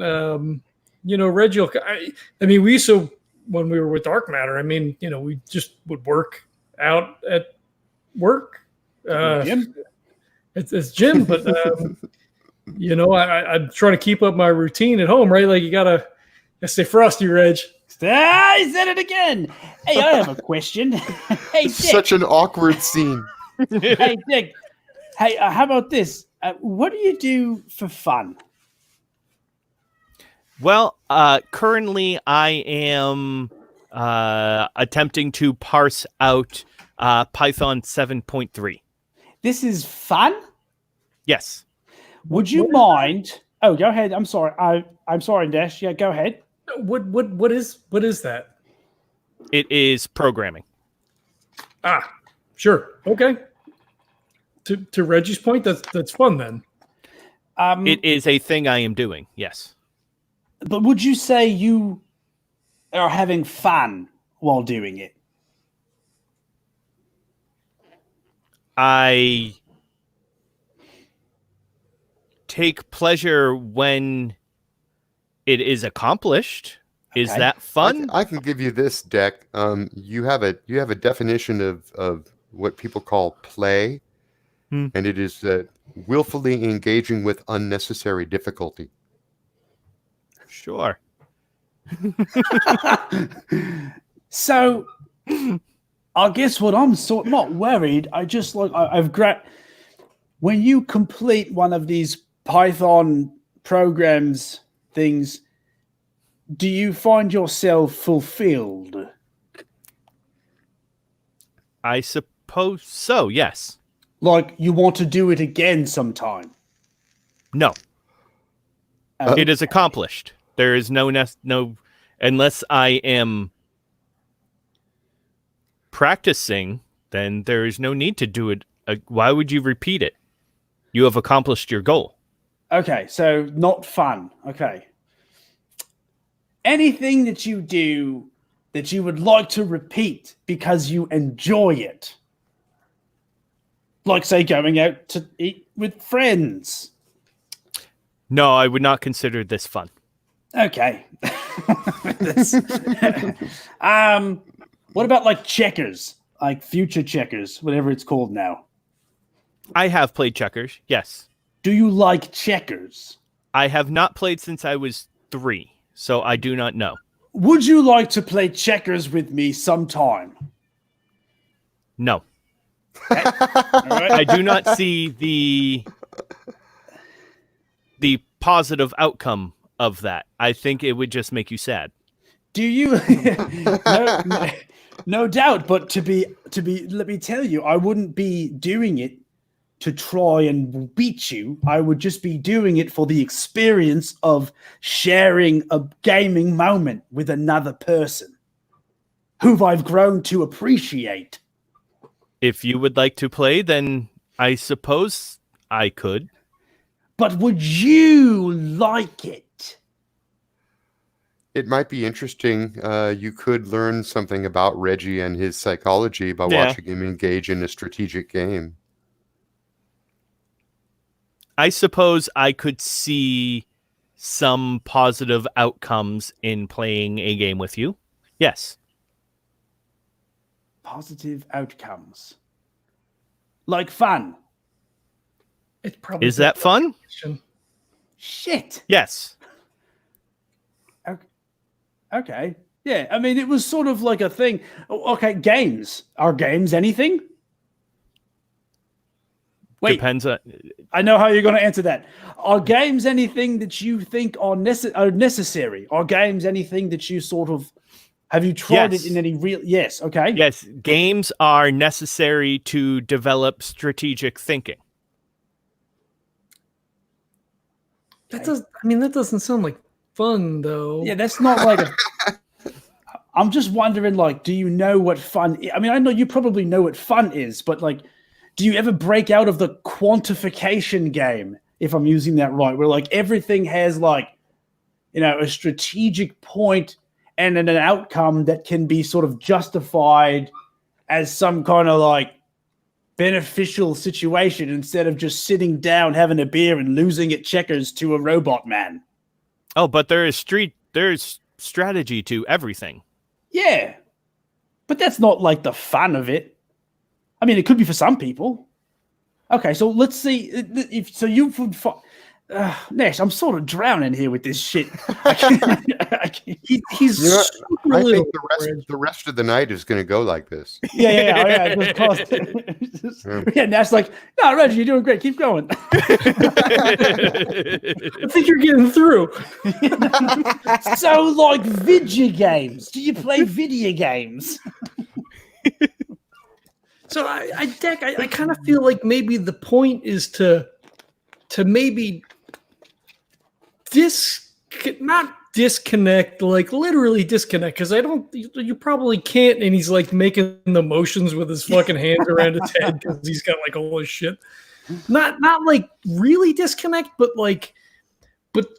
not use your ability and play a straight game for the thrill of trying to outsmart someone else, like in chess or poker. You ever play poker? I have not. We should I think we start should playing probably poker. play some poker together. But you can't use all. I mean, I don't know. Can you How do not we use do your that? How do we algorithms? like? I don't- How do we that's part come of up? who Yeah, he- like a counting cards thing. How do we like keep that out of it? Hey, can you? I have had my DNI installed since I was 8. It is a part of me. No, I get it. I do not understand how I could disconnect from it. Okay. Well, Yeah, I'm it's like- speaking metaphorically though, not in physically, and it's like doing the hand thing again. yeah, yeah, and Reggie's like mirroring him, not speaking. He's like, yeah, that.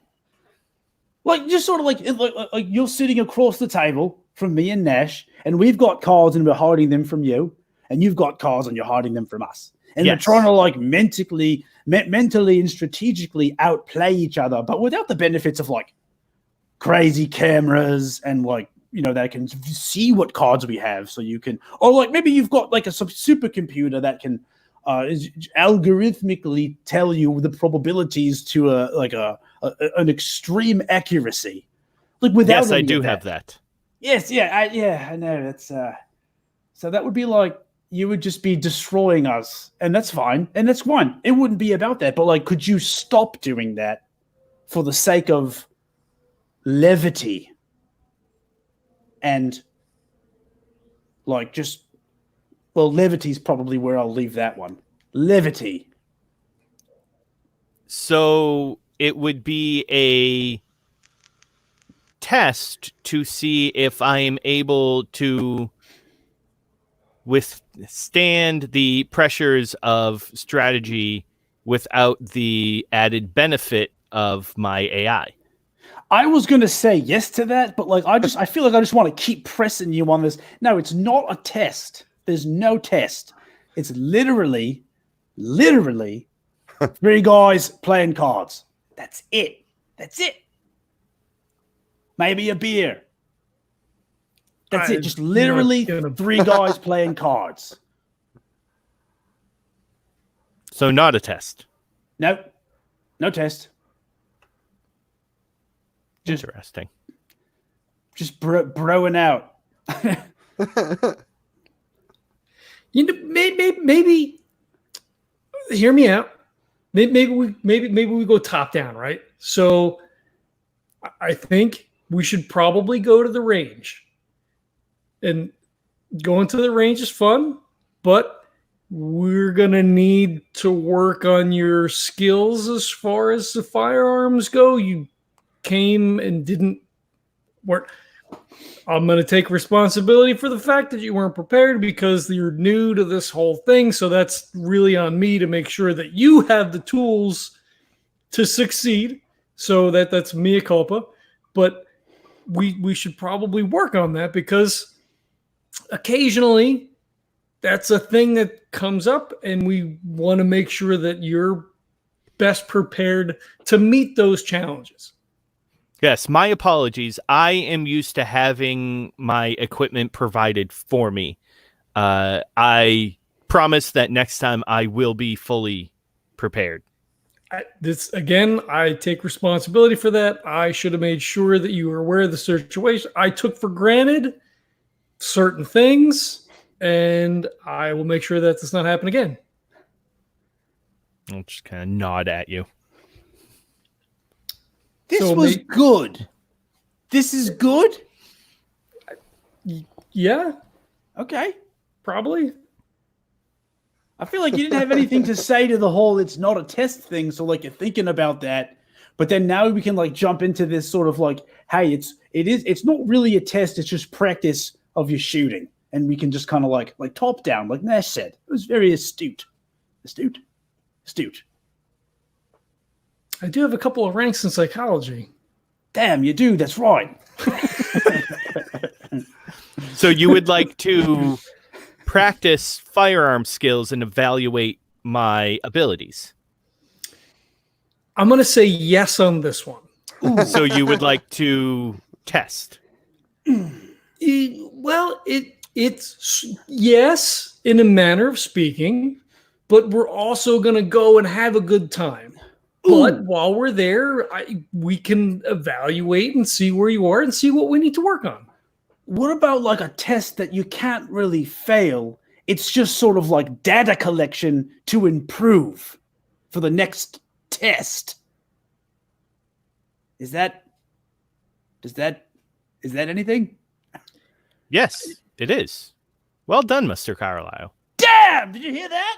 I see. I told you were making progress. Okay. I sort of Yeah, forgot because what I just Decklan said. is actually well familiar with the concept of learning AI via antagonistic algorithms. Mhm. Wait. Is that what Reggie just did? Yeah, Ah, shit. Okay, well, Reggie doesn't know you that. beat it up until it learned. He wasn't, You break it until it learns how not to be broken. oh, no. You're like that guy over at the robotics place pushing the fucking robot down. Yeah. Stick that's you right now. No, but Reggie's doing it in a friendly way. I want to be friendly. So Deck, I'll just you could look this up. I'm sure you could find the quote. It's the journey sometimes that's the more important thing than the actual destination. Yes. Okay, I'm don't think you. It's okay, fine. Yep, it's fine. Not sure you quite get what I was going for, but sure.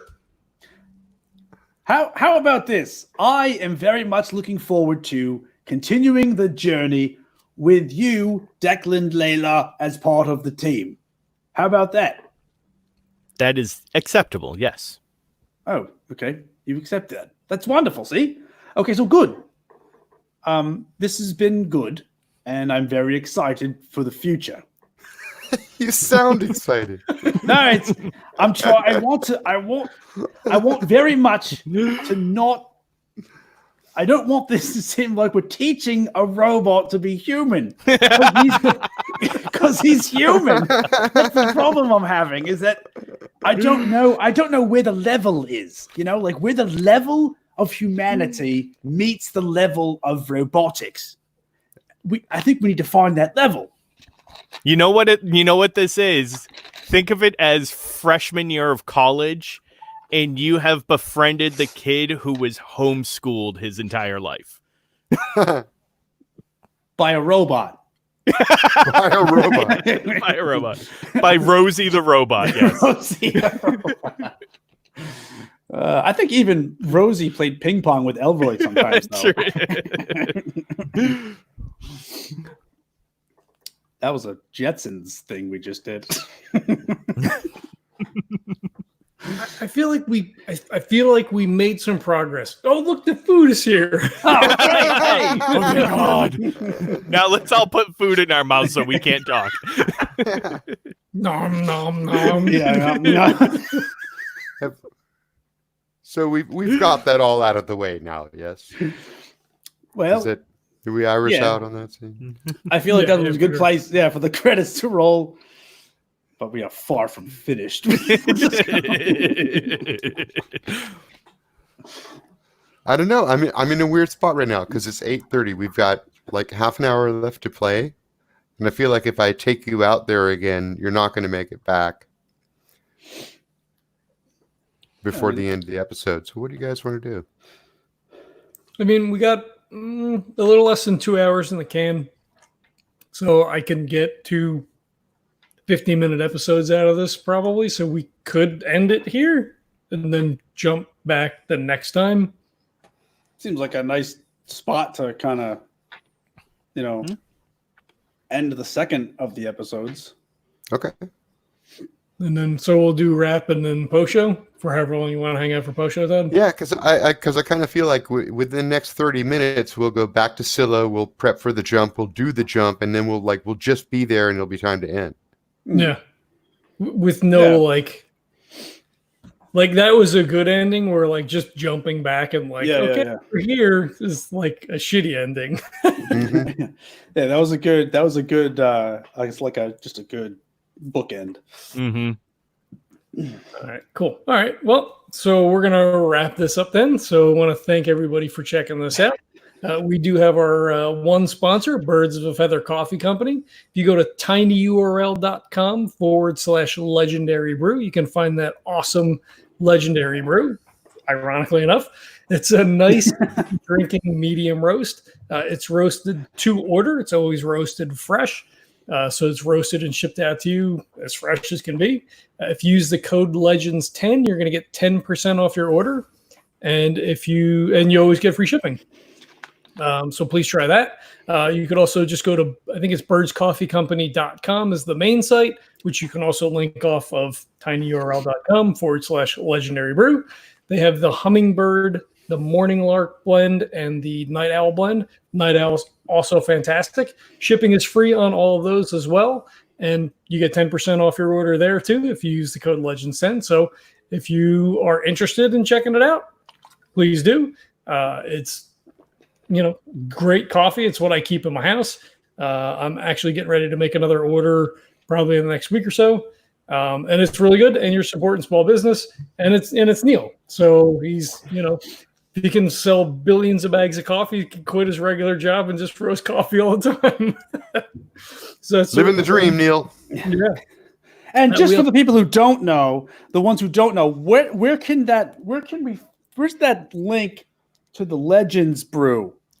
It's tinyurl.com/legendary brew, and you can find a link in the show notes.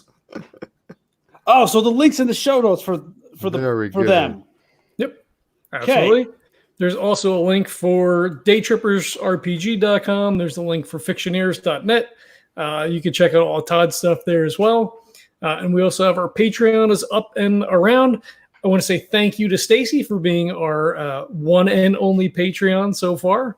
Right on, Stacy. Yep, that's awesome. And we got outtakes. You get stuff early release there. We do the post show. So if you're interested in supporting the show, I know times as we record right now are difficult. A lot of people being out of work. We've got all the COVID stuff going on. So clearly no pressure for any of that stuff. But if you feel like that's something you would like to do, that's awesome. We appreciate it. And if not, that's cool too. We're still going to record games because we're just hanging out and playing games. So what else do we got to do? Yeah. This is all I want to do. Yeah, right. We'll be playing games because unlike Deck, we know the meaning of fun. There you go. Damn. Thank you, everybody. Good night. All right. Thanks, everybody. We'll catch you next time. Peace.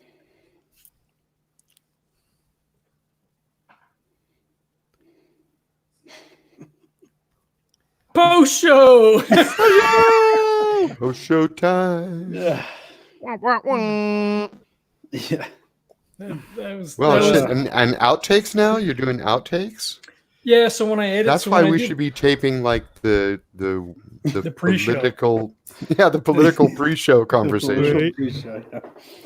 Yeah, so for the outtakes are, and I tell you what, for your game, I mean, there have been episodes where I've edited out literally a minute because the game is so tight and everybody's so involved in what's happening. It's mostly Neil's games.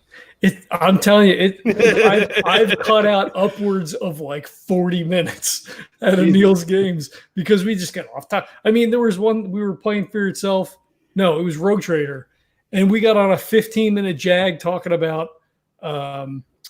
what the fuck? It was some Italian liqueur, and then there was a name of a place in Massachusetts where Bessie was from, and they sold ice cream and gasoline, and it was a whole fucking. And I'm I'm listening, I'm editing, I'm fuck, there was 15 minutes. Yep. There was the 10 or so minutes when he started going off because he named the first name that came to his mind for an NPC was the name of the kid, the college kid who had raped the girl, but then he got off because he was it was his first offense. Brian. And so then he went off for 10 minutes about that. It was wowza. Yeah. So that's a whole. So there are outtakes that do so on the raw feed, right? You just get everything, you have all the stuff. But then when I release the episodes and I do the content editing and the sound and all that stuff, you get a tighter experience.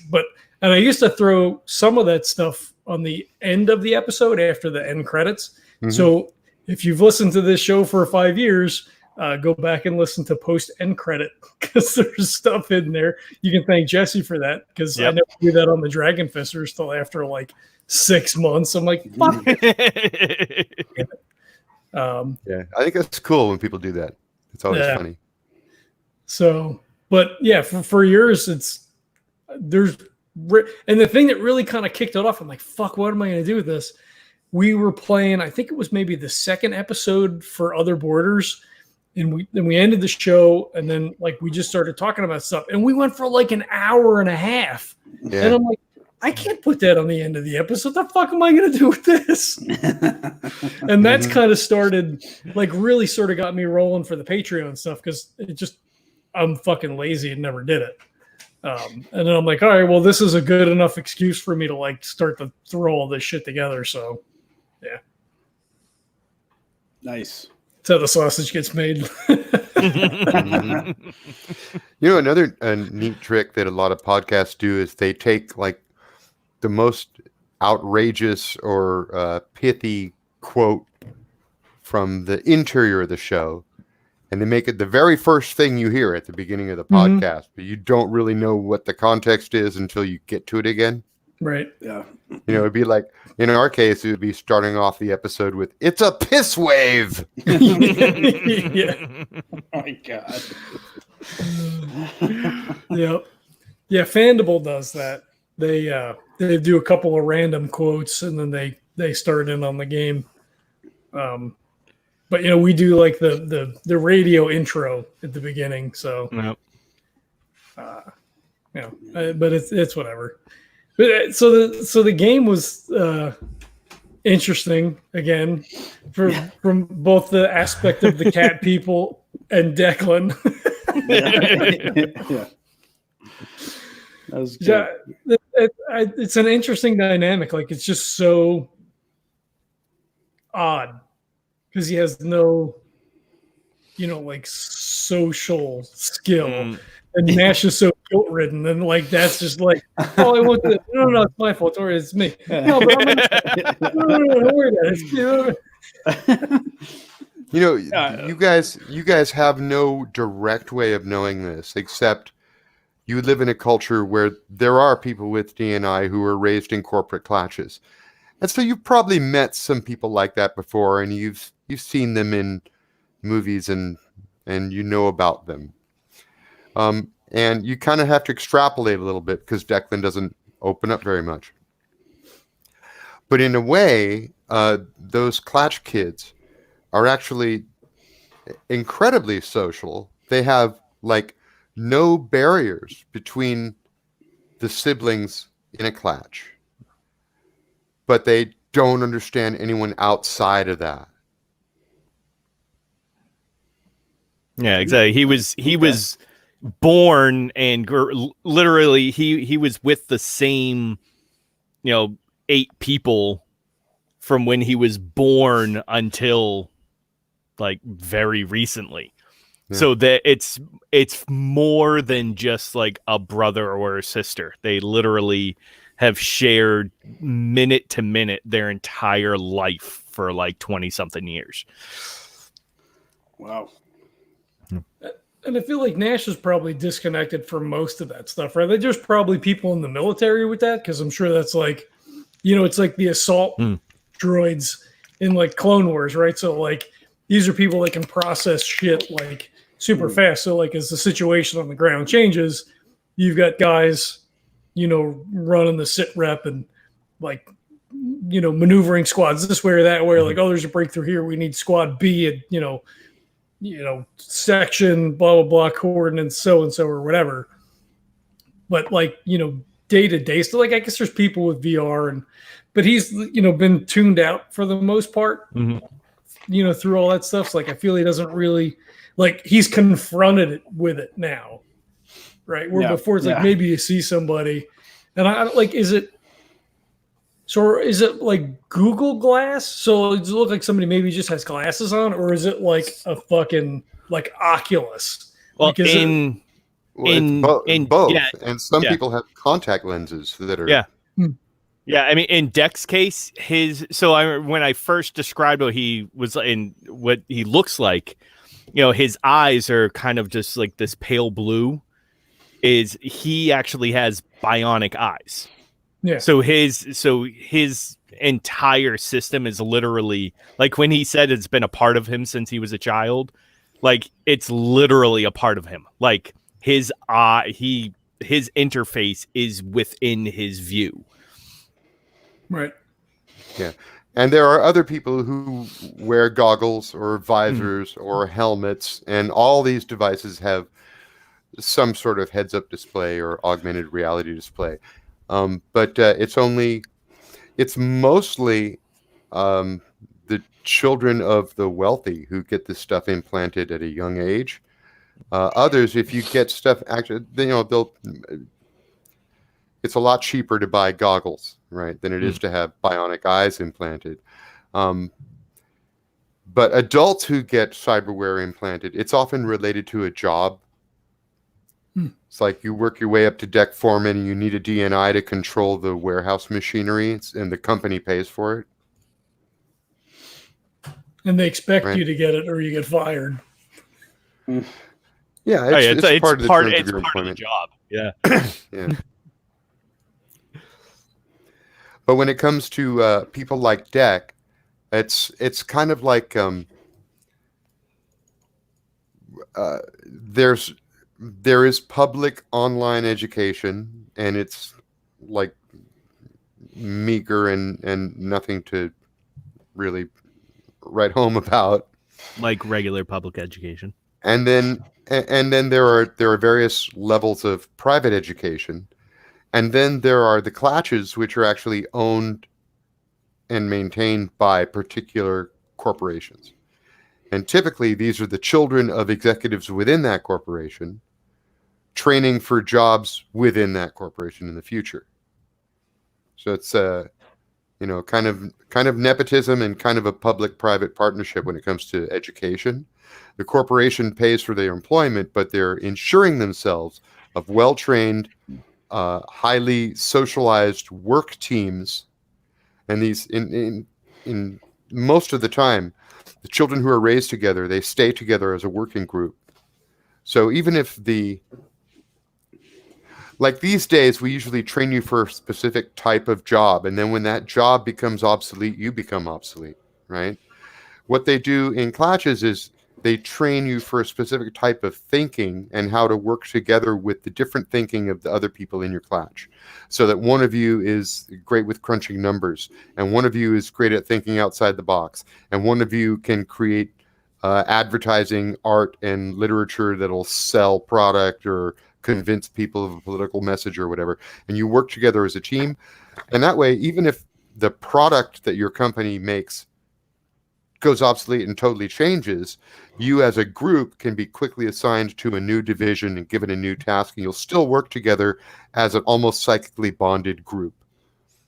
So that's the way work teams are approached. They're like grown from childhood up to work together and to be deployed in the field. Is this like the eventuality of boarding schools? Sorta. Yeah, it's like a private takeover of the whole boarding school concept. Yeah. You get to the point where corporations are almost like feudalities. Oh, they have their own pools and districts that they like to control and pull from. And this corporation's different from that corporation over there. They've got a corporate culture. So yeah, they have taken over one by one. Everything that used to be done by government is now done by the local corporation that rules this district or this city or whatever. Gross. And it's advertising partners. That's where we're headed. Yeah, check out Ubiquitous City. You learn all about it. Yeah, that's right. That's right. 2 books available now. 3rd one on the way. Yeah, and DayTrippers is sort of the silly side of that reality. But if you examine it very closely at all, you basically find corporate feudalism. You find capitalist realism.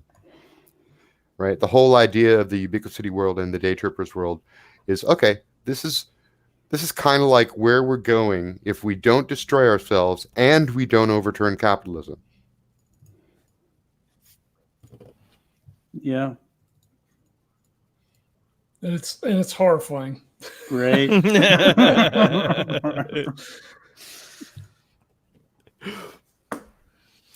Those lucky few who get paid in megas and get to travel to distant dimensions, they're a rare breed. Hey, guys. You two are the 1%. Yeah. And it's weird too, right? So You like actually are. Yeah. You are. You Especially- make more money in a single mission than most people make in a year. Yeah. Or their life. I gotta make a note, Reggie. How much did you guys make in your last? Didn't you made what, like 4 megas each? I mean, we've taken jobs and brought home 10 megas for 10 megas, you know. yeah. So you made what, probably in one mission, $700,000. Yeah, you could say $1 million just to make $1 million, Even- yeah. So you made $1 million. That's more than some people will make their entire life. Right. I'm Yeah. never- Oh my Well, god, this is opening up a whole new can of Reggie worms. Well, it's funny. So until Jesse started playing deck and you know dove into the Ubiquitous City stuff, you know, I guess it was sort of background info kind of knocking around that like that is where we were playing at, but I never approached it that way. Like I think in the beginning, like Nash had a house like in a neighborhood, and you know, not thinking of like, oh, there's the little Maldives, or there's like this is underwater, and like there's these you know scrumblies, and like never occurred to me as a player playing the game. It was more like, oh well, we're in suburban California, like, and it was like, okay, it's 100 years in the future, and there's drones, and we're day tripping, it's whatever, but it didn't connect all those pieces until Jesse started like going through background stuff, and it was like, oh, I was with this clash in here, and I'm like, fuck, right, we never like, you know. Yeah. And honestly, you know what? That's when I had the idea for deck and having like this type of character, you know, I pitched the idea and I was like, hey, you know, is this possible? Because I had the same idea as you, John. I was like, I kind of knew a vague thing. We were in the future. It was kind of future-ish.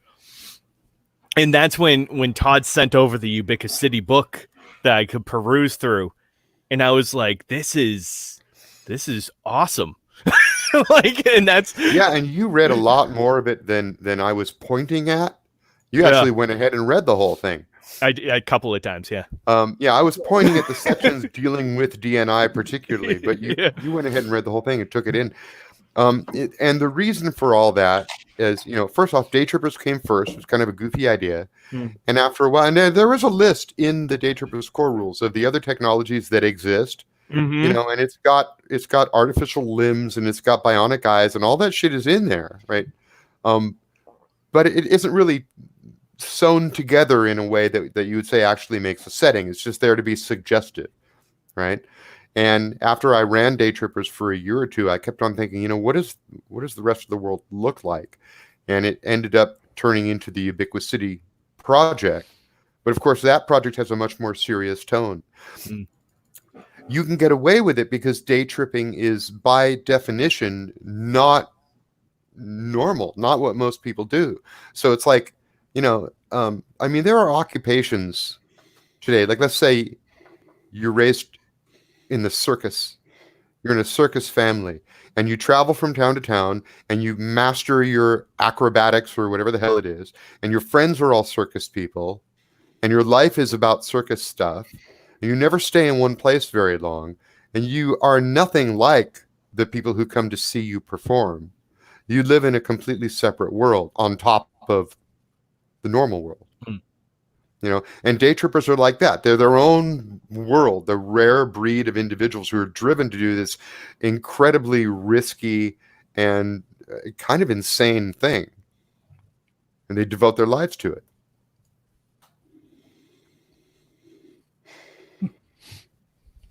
So that's why you don't have to know a whole lot about your culture, because you don't really spend a lot of time interacting with it. And this group in particular. Well, yeah, Are there any? Todd, is there any hope?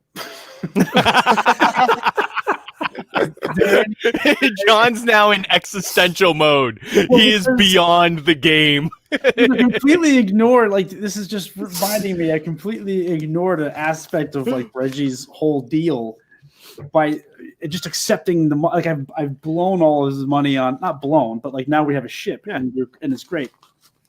But Reggie, he would have been. I think about this, he'd be giving his money away to some legit charitable organization. But now I'm thinking, whatever. There's no charitable organizations. There's just like a corporate charitable. Yeah, yeah. That's mostly true. But there are scrumblies, and there are people who refuse to join the system and they go live off grid. That happens too. I almost imagine Reggie, in the way that he treats the money. Is if you hand a kid a dime, they'll treat it just the same as if you handed them $100 bill. Yes, I think that's where like Reggie has no true concept of exactly how much money he has and what he's doing to it. Because like you said, Todd, like what they do is so outside the purview of normal society. Oh, that's why in the DayTrippers rules, there's no money lower than a mega because I don't fucking care. Right? Yeah. Like Reggie's never dealt with. He lives a fairly average life, but like has no real concept of what that wealth actually could get him. He's like Howard Hughes. He's got fucking tissue boxes on his feet and shit. Yeah, this is. I think at heart, Reggie is an off the gridder. It just never happened. Like he just wants to be like that. If you got because you spent all your life not all of your life, but ever since you left home, you've been in the field. You've been on a military mission. When you're in the military, the military is your mom and your dad. It tells you where to go and what to do, so you don't have to worry about it. Right.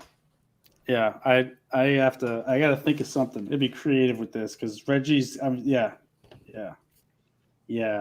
And again, there are people who live off grid. If you want to say for your character, if you want to say, oh yeah, my mom and dad were actually farmers. They were opposed to automation. They lived in Needles, California, which resisted automation. And to this day, they still grow their own vegetables. That would be fine.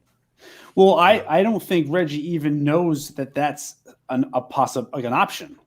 That's what I'm saying. Like this is, with the exception of the unpleasantries when he got like discharged and everything,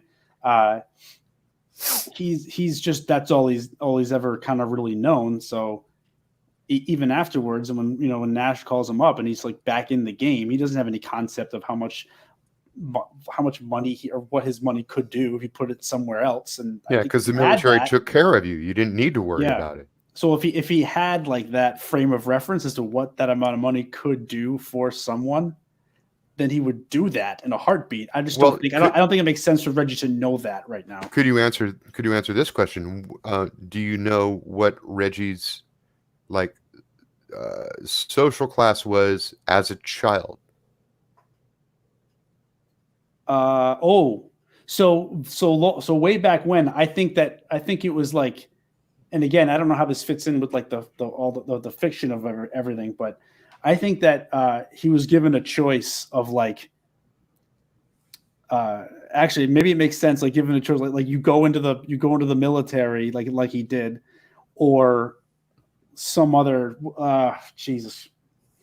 Like way back in the beginning, I had a good idea about that. Like there was a choice at one point, military or this, and he went military because whatever that was sucked.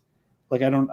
It might not have like gelled with what he thought at the time, or even thinks about now. So like maybe was that, like that one of your skills really somehow? Maybe it was something. Yeah, was it like a corporate thing? Like you didn't want to be caught up in the corporate like workaday kind of shit. Yeah, I mean, I think the same. Only it was something to do. I was latching on real hard to.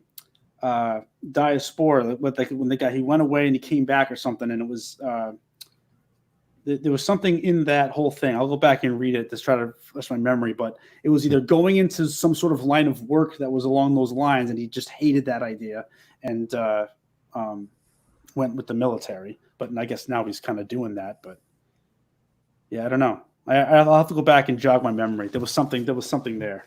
But yeah, he was given a choice, and he went with the military because it was like, to him, that seemed the off the gridish thing, and he didn't know that he could have just said, "Fuck you, Dad," and left. Yeah, and there is a universal basic income, but it's basic is basic, right? So there are people, they're called min-comers, who just live on the UBI. They get a small apartment in a crowded part of town.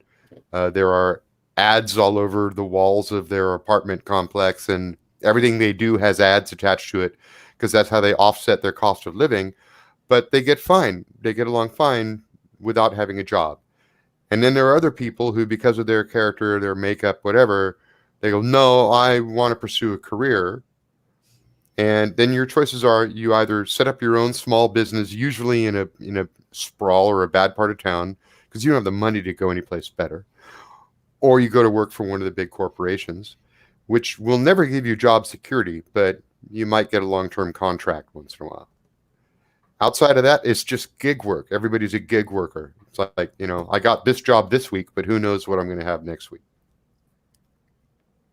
He might have been afraid. He might have been afraid of that life and went to like the easy one where not that it's easy, but like where you're taken care of, basically. That might have been it.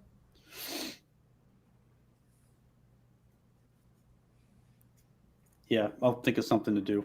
Mm-hmm. He's not going to keep all of his money. He's not going to hoard his money again. That's not happening anymore. Although I don't really have any now. I think I got 4 megas.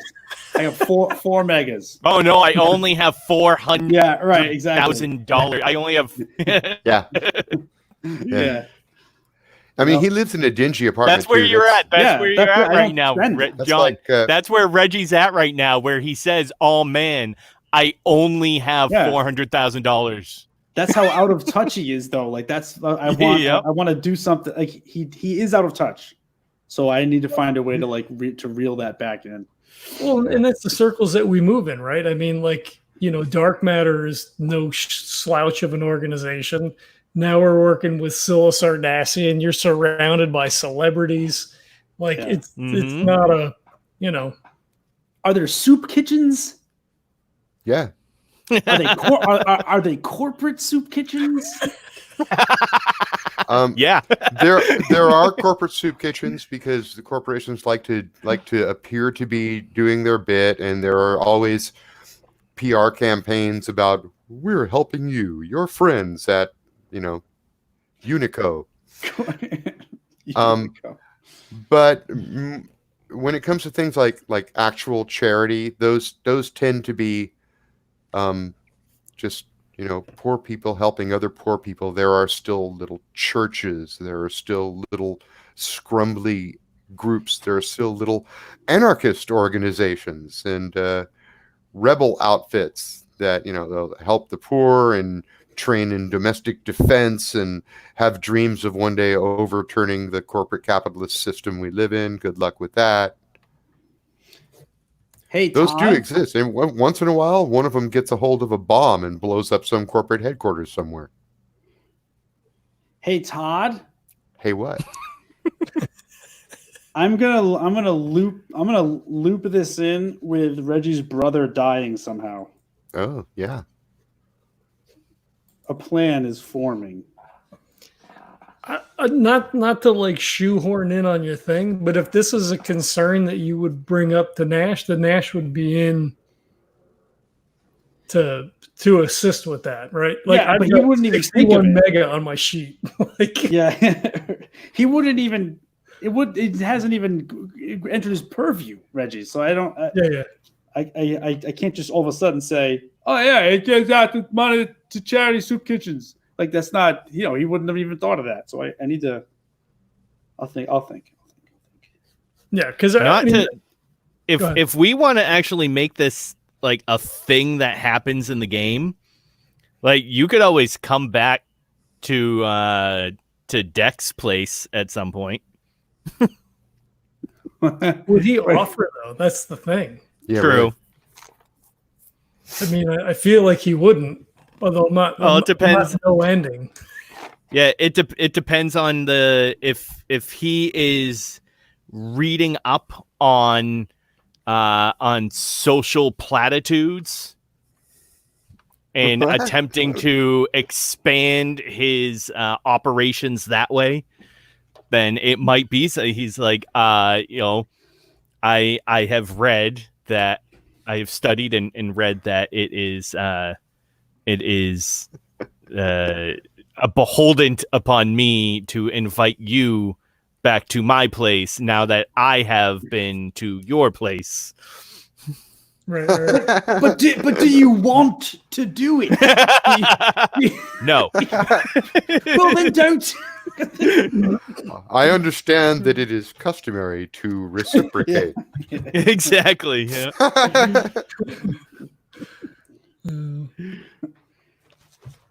Yeah, and then you can see his little shanty apartment in Little Maldives. Hey, are there like Clatch kids who have breakdowns and like they're just dunzo? So Yeah. And like they just Yeah, every once in a while, a rich kid gets a hold of some revolutionary theory and splinters off and becomes a badass, a leader of some underground group or something like that. I meant the other way, where like they're just fried and just. Oh, that happens too. But we have amazing medication these days. Yes, you do, don't you? Say us shit. Right? Yeah. Yeah. Don't bring that up in front of Reggie again. Oh, God. It's coming back. All of it. Just put some of this in your teeth. Or whatever the fuck I did. I rubbed it in his gums. That's On the right. gums. Yes, you rubbed it on my gums. This'll help. I mean, on chips. Hey, next Necronomicon. Right? Oh. Let's pour one out for Chip. Yeah. Oh, shit. I know it was weird for me last session. I don't know what it was. It felt like it continued in the first half of this session. And I typed it in the thing that I kind of felt like Nash completely got away from me. Like I couldn't lock back into him. Really? For whatever reason. Because for the first time in a long time, I think you're in a place where there was a lot going on, and none of it was directly related to your through line at all. Not really. Yeah. Also, is this the first time that that Nash has just been the top layer of seniority? That's true. Like there's no one above you. Like you are the top of the pyramid. I mean, that's true too, I guess. Yeah. Yeah. Well, but so this is probably the first time that's happened. Maybe. It could be. I mean, it explains it, like, for character wise, explains it enough. But I felt like player, I couldn't get into. Oh, the you're going headspace meta. where I needed to be. Okay. Yeah, no, totally meta. Yeah. Okay. And I don't know, because I think with all of the, like you had said, this triangle of weirdness of all these different things that were happening. That cannot be easy. The cat stuff, and then your stuff, and then Deck's over here, and then Scylla's over here. Well, the triangle of shit is literally Scilla, Reggie, and now Deck. Yeah. That's and you are in the center. Yeah. Just moving from one to the other, and you're being bounced around. This isn't.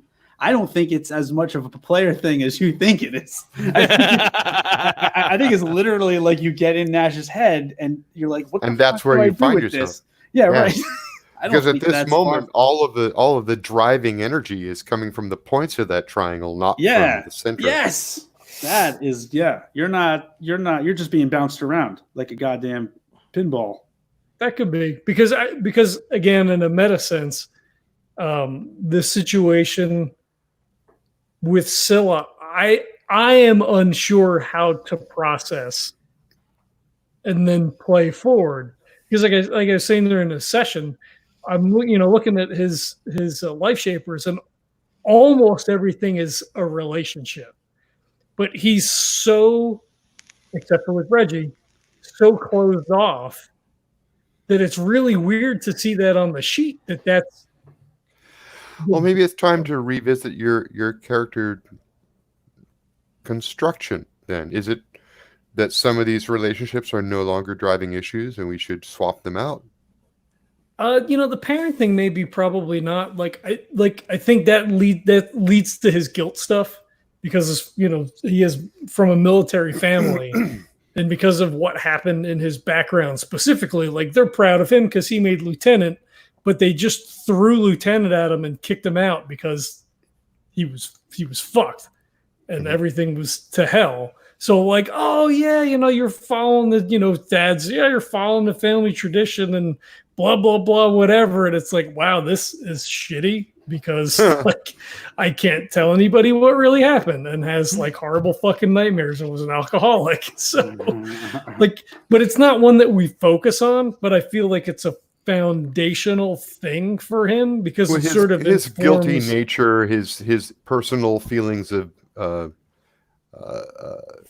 what is it called, imposter syndrome, or not being up to it.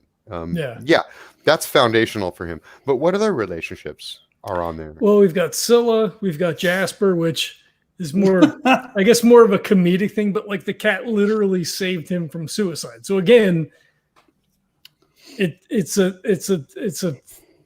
foundational thing for him. Were it not for that, then maybe there is no Nash. Oh, see, and the that's cat my is tied up problem to there. Susie. I haven't threatened your cat enough. Don't you fucking dare. So I got a Susie bot. Son of a bitch. That sounded like John, not Nash. No, but again, it's sort of an informative thing. And then, I do try to bring the cat in. So like, hey, we go on all these missions. Fuck, what do I do with the cat? No, I got to get a bot. Can we get a bot for the cat? Is that a thing? Cool, that's a thing. Cool, now I've got like, this is taken care of. And then like, we do this mission with the weird cat stuff. And then it leads to like, hey, guy, like, how's everything? So it's, yeah. And again, it's kind of like tied up with the Susie thing. And then there's Reggie is another relationship. Susie's still on there, but that's sort of a flux thing at this point. Again, I feel like that's a heavy background thing where you can't just like, that doesn't affect him anymore, Well, unless there has to be a moment where you go, I'm through with this. Yeah. And I don't think he's hit that spot, right? But then he's in. It's funny because in one episode, at the beginning, sort of towards the beginning of Nash's relationship with Scilla, Reggie's yelling at him, Nash, you're in a relationship. Do you understand? And he's like, well, yeah. He's like, no, do you understand? Like, yeah, kind of. Yeah. It's whatever. I don't think it got recorded, unfortunately. I think it was post show last session. You, John, you missed me and John trading Reggie impersonations. Oh yeah. But right, no. so like as much as Nash is in control of himself, we'll use air quotes because I don't know if that's really the case. Like he's a raging alcoholic. Not anymore. Well, once an alcoholic, always an alcoholic. Okay. He's already been off the wagon at least once in 3 seasons. Anyway. We saw you come close a couple months ago, but then and you backed off, which I think is perfect. Yeah, and he's sort of like he's the master of his own shit, but he's not. Like it's a really weird dichotomous situation. Like he's in a relationship with Scilla, and it's just kind of like, he's like a paper boat on a fucking on a water going to the sewer, right? Like it's just a thing that he's doing. But like, is he fully invested? I'm not sure. Like it's just sort of developed sort of slowly, and it's just kind of been like, hey, I'm gonna go do this thing, and then it became a little bit more and a little bit more, and then they find themselves in this situation with Dark Matter. It's like, oh, I have an out. We can go work with Scilla, which makes the relationship theoretically tighter, but I don't think he's like in the mindset of that, right? Because he even said to Reggie at one point, it might have been that same conversation, like, this will never last. Like, she's super rich and famous. Like, this is a flash in the pan thing.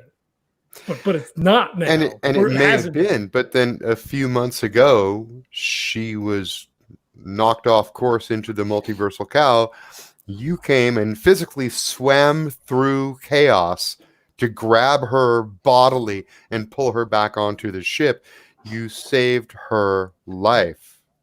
The second time. I mean, it's hard to come back from that. You're in a relationship.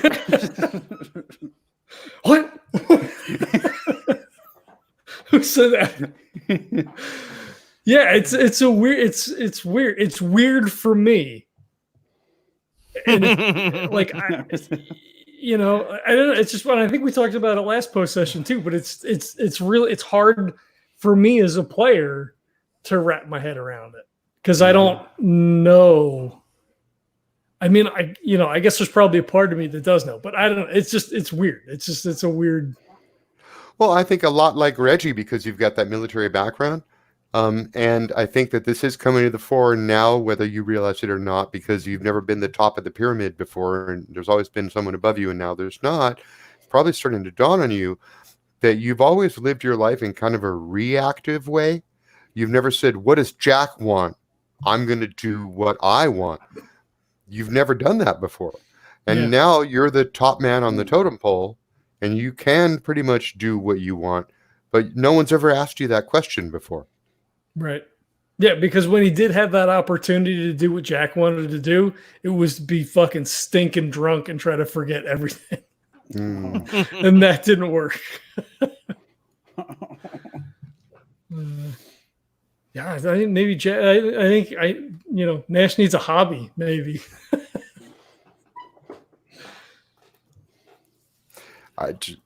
Well, you definitely want to think once in a while about, what does my character want to get out of all this? That's like any author thinks about his character's drives and motivations, right? So it's probably good to think about that, but it's going to change from time to time.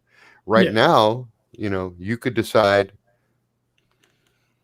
whatever you call, because you're not the loose guns anymore. Those are back at Dark Matter. Whatever you could call yourself something. Start a private day trimming industry and decide to be the best in the business. You could choose a specialty skill or some sort of area of interest and begin actively pursuing it to become like the world famous master of whatever the fuck this planet or this science or this thing is. You could literally do anything. And what's probably stopping you right now is that you've never been in that position before. Now you've got the Bago, you've got people underneath you who will do what you say. You've got a girlfriend who will pay for pretty much anything you want to do. And really all you have to do for her is, aside from the sex and the recreational activities, is like a couple days a month, you fly someplace. Mm-hmm. There's also all the orbiting cameras constantly. That's the other. Only when he's with her, though. Yes, yeah. There's none at his house that you know of. That you know. Well, yeah, I can definitely understand why Jack would kind of feel adrift at this moment. And on top of that, we can put the Chingsi dream world. Like all dream worlds, it has this sort of numinous quality to it. Like everything that happens, it's hard to forget. Everything that happens is so fucking weird. It doesn't really seem real, right? Mm-hmm. Like maybe not the best good way to make grounded decisions about what you want out of life when you're in a place that doesn't even fucking feel real. Right. Yeah, I mean, that was Deck's whole thing with the dream world. It's like that's his first time ever really being on one. So he was just processing it as, well, this is a dream. None of this is actually real. It can be wiped out at any moment. Well, yeah, and Deck has not studied slip space dynamics, but Right. Reggie has, and we mentioned it. Now I'm sure this could even come out of Reggie's mouth one day. Maybe he's even mentioned it to Deck.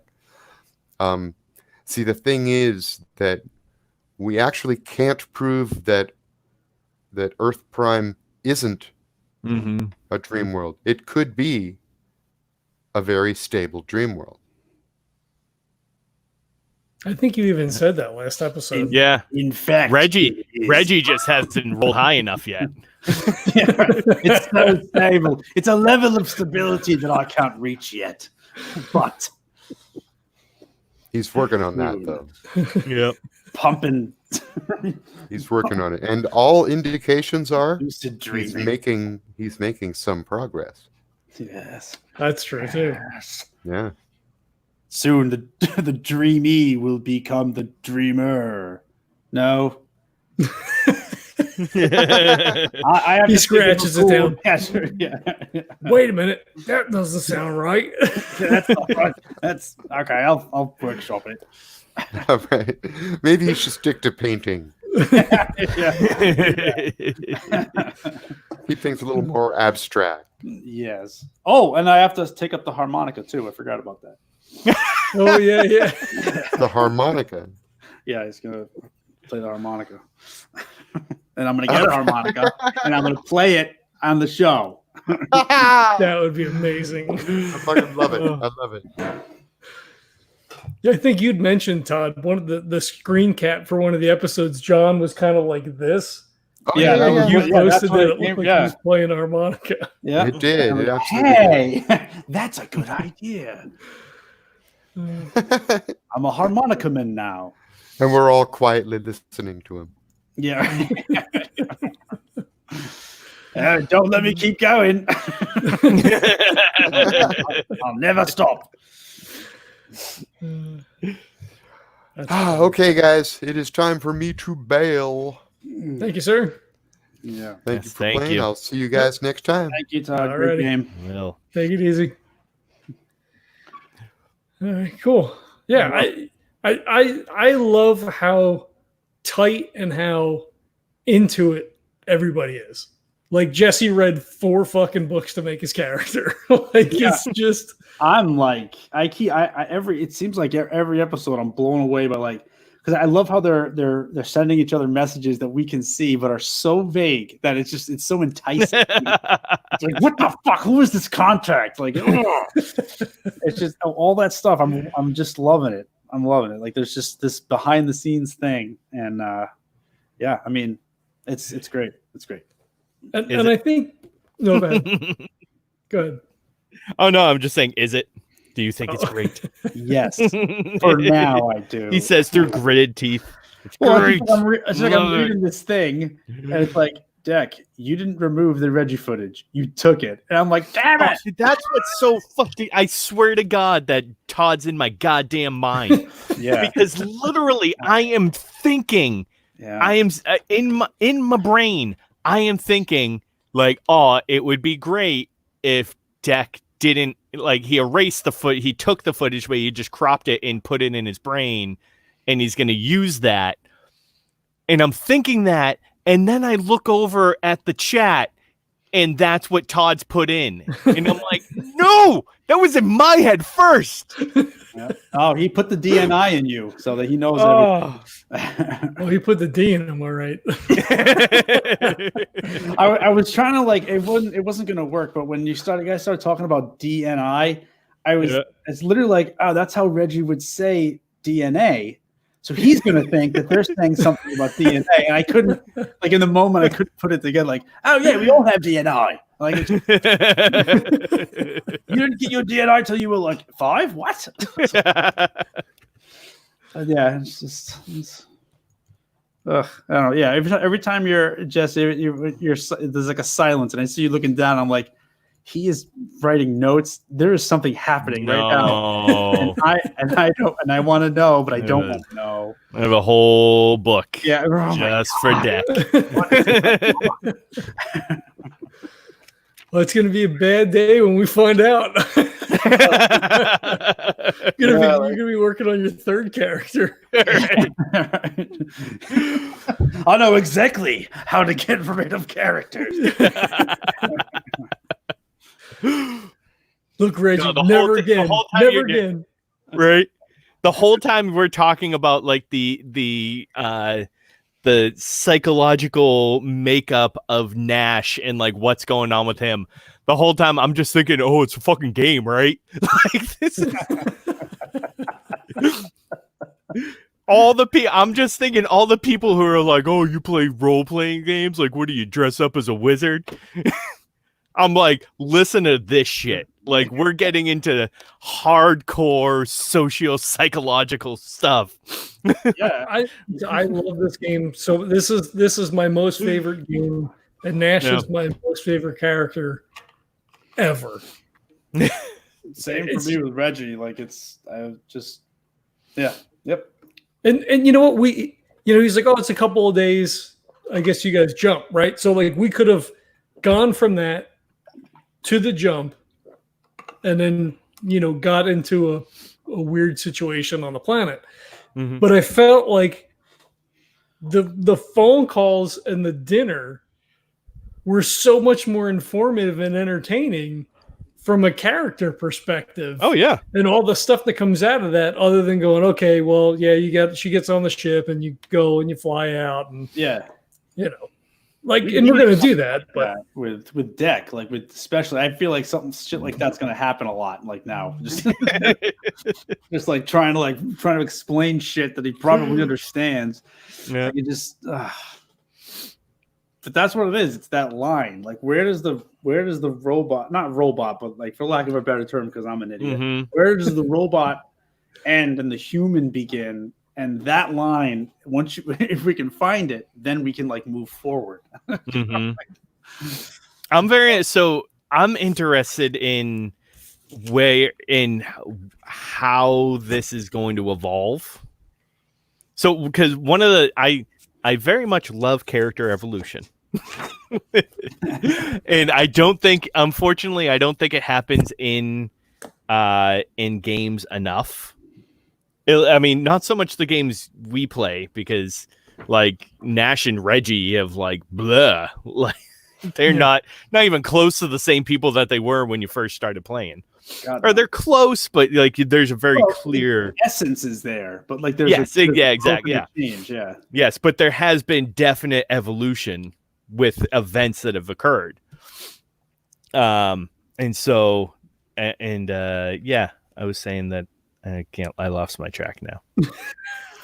I'm not Deck, and that is so hard. It's like, again, with the whole Nash thing, like he's like, because every time you play a character, for the most part, you're playing a little piece of yourself or a whole part of yourself or whatever. And sometimes you try to step out and you're like, I want to do this weird, something so far afield from the way that I am. I want to try to wear the skin. But Nash could be me.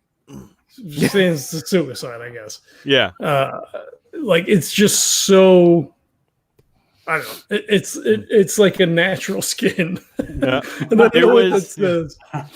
There's a so I was listening to the D&D podcast, and the last person, the official one, and the last person they had on, she is a psychologist who plays D&D, and she actually has a podcast.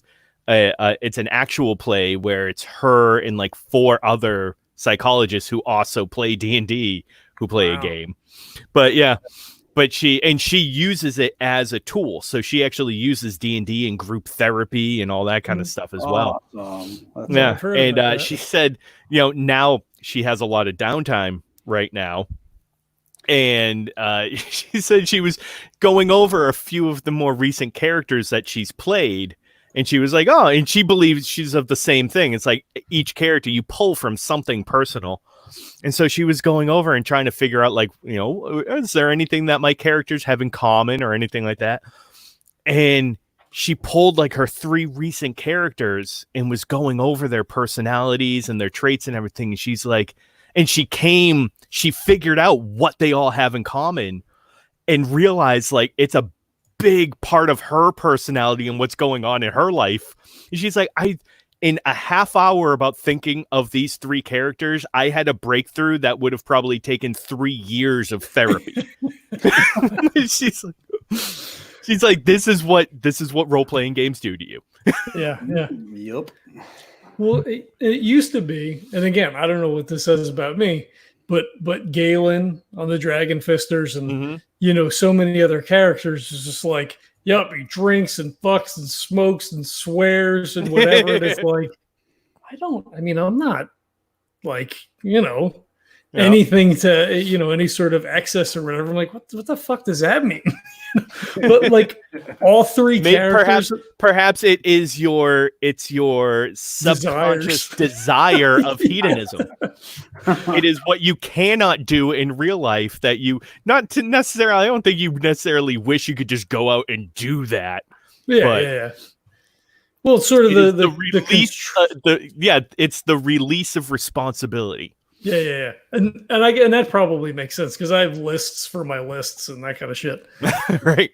But the 3 current characters for the campaigns that we're playing are so diametrically opposed to each other. It's a really weird headspace to be in because, like, I don't say everything before that, but there's a good number of characters that before that were just like every single one, regardless of system, was chaotic good, you know, for all intents and purposes. You know, I'm going to do what I want, when I want, you know, and just do whatever, you know.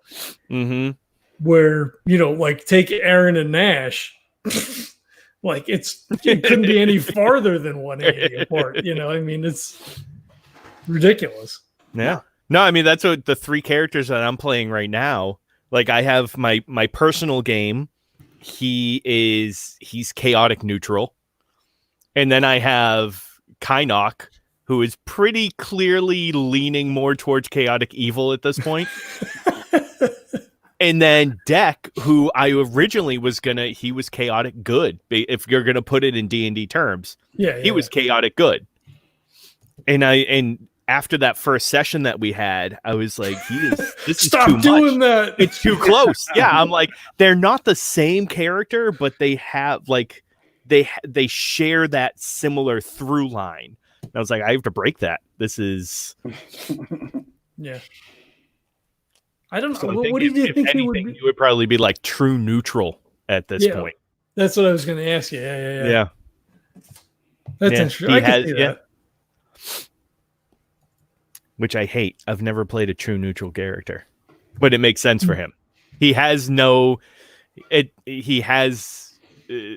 it's a moment by moment thing for him.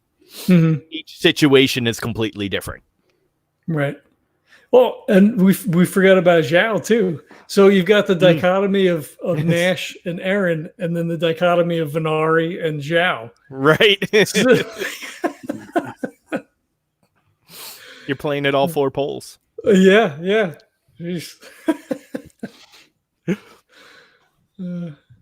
What about you, Joe?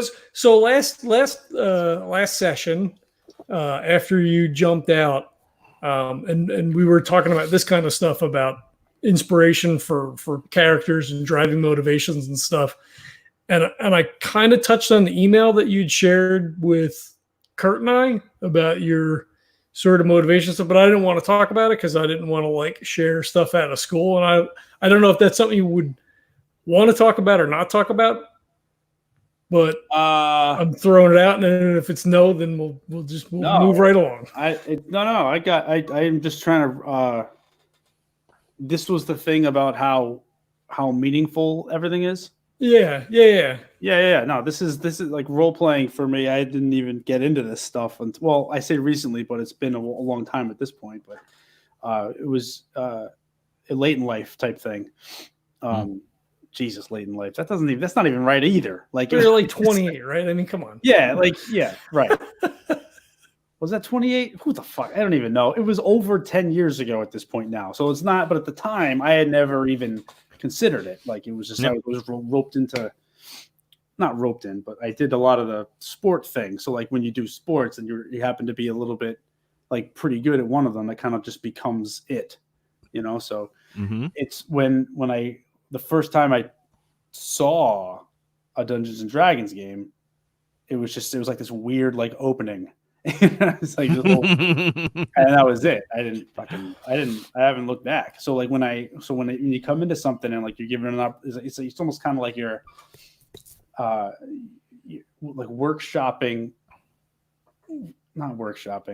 like working through who you are through some of this stuff. And I never knew if that was like what, I kept hearing things like, oh, Dungeons and Dragons, it's like a combat simulator. And like, I never, like, even in 3.5, it was like, why would I put 2 skill points in this skill? Like it would just, to me, it always, the thrill of it was trying to figure out the character. And I didn't know what I was doing. I still don't know what I'm doing, but like when you give in to the whole, like how much of like, I want to play with a part of myself with this character that I either wish was more prevalent in my own personality, or like it's meaningful. It's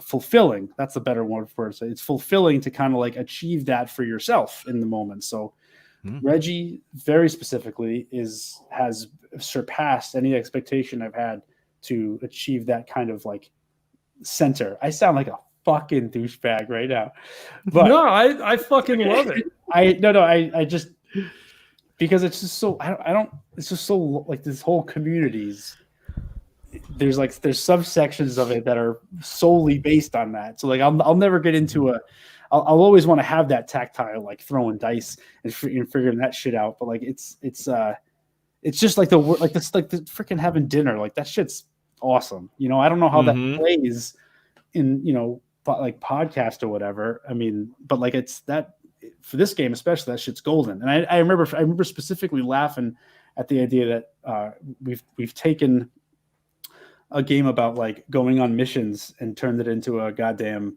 like introspection. Exactly. And it's a game that's not built for that necessarily. So the idea that you have games that do that, but it's like, it's all about what you get out of it. So it's, I don't know if any of that made sense, but yes, it did. And then to another extent now with the D&D game with Kurt, that's happening again. And, it's like, it's, I mean, role playing with you, John, it's like, it's like the people you're around who you're doing it with. So, I said to Jesse last time after you jumped off, not to take anything away from anybody else that I play with, anybody that run games, any of that kind of stuff, but you are my most favorite person to play games with. Don't spit your water all over it. It's magical every time that we play, and I so look forward to us playing, and I don't think there was ever a question of not bringing Jesse back if he was available and wanted to play or whatever.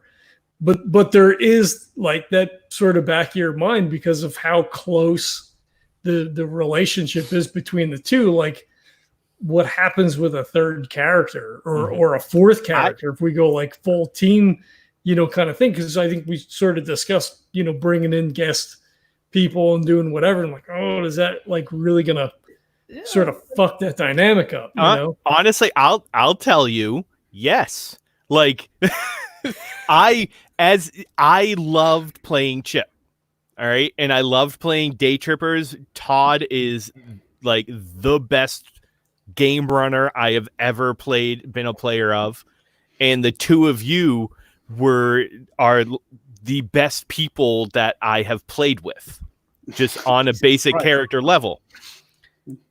With all of that, I was seriously apprehensive about coming back because I was like, I don't want to fuck up the Nash Reggie duo.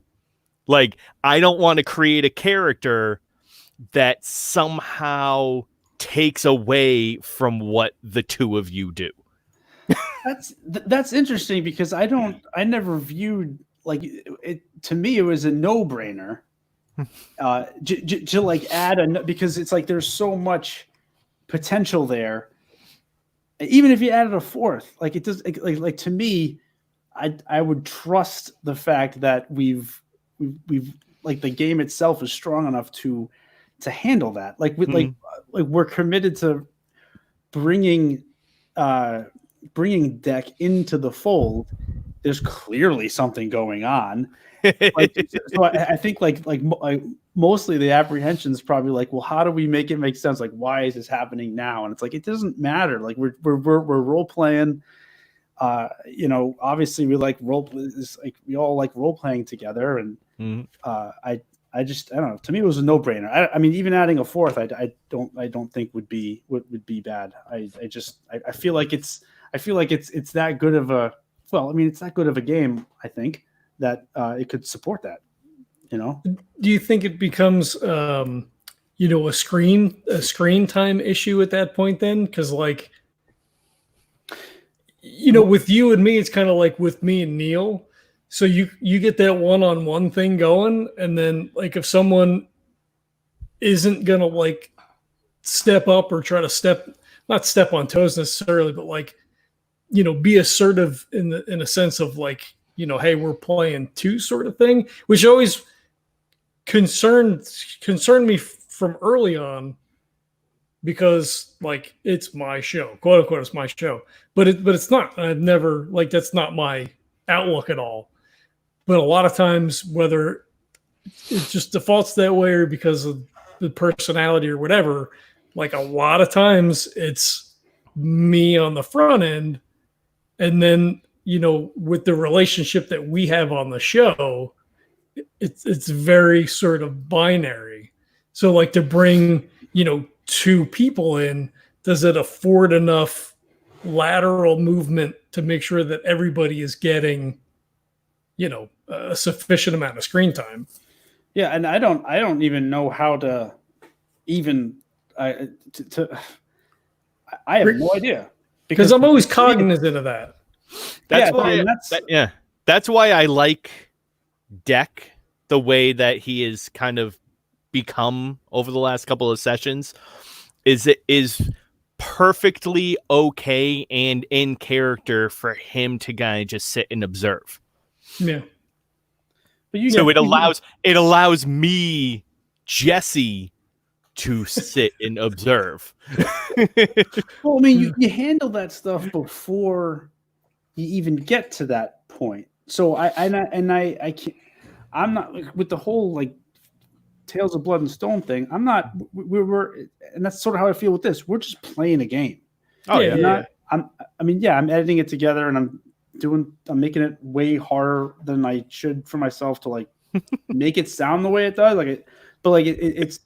It's the game. I'm just like leaving things.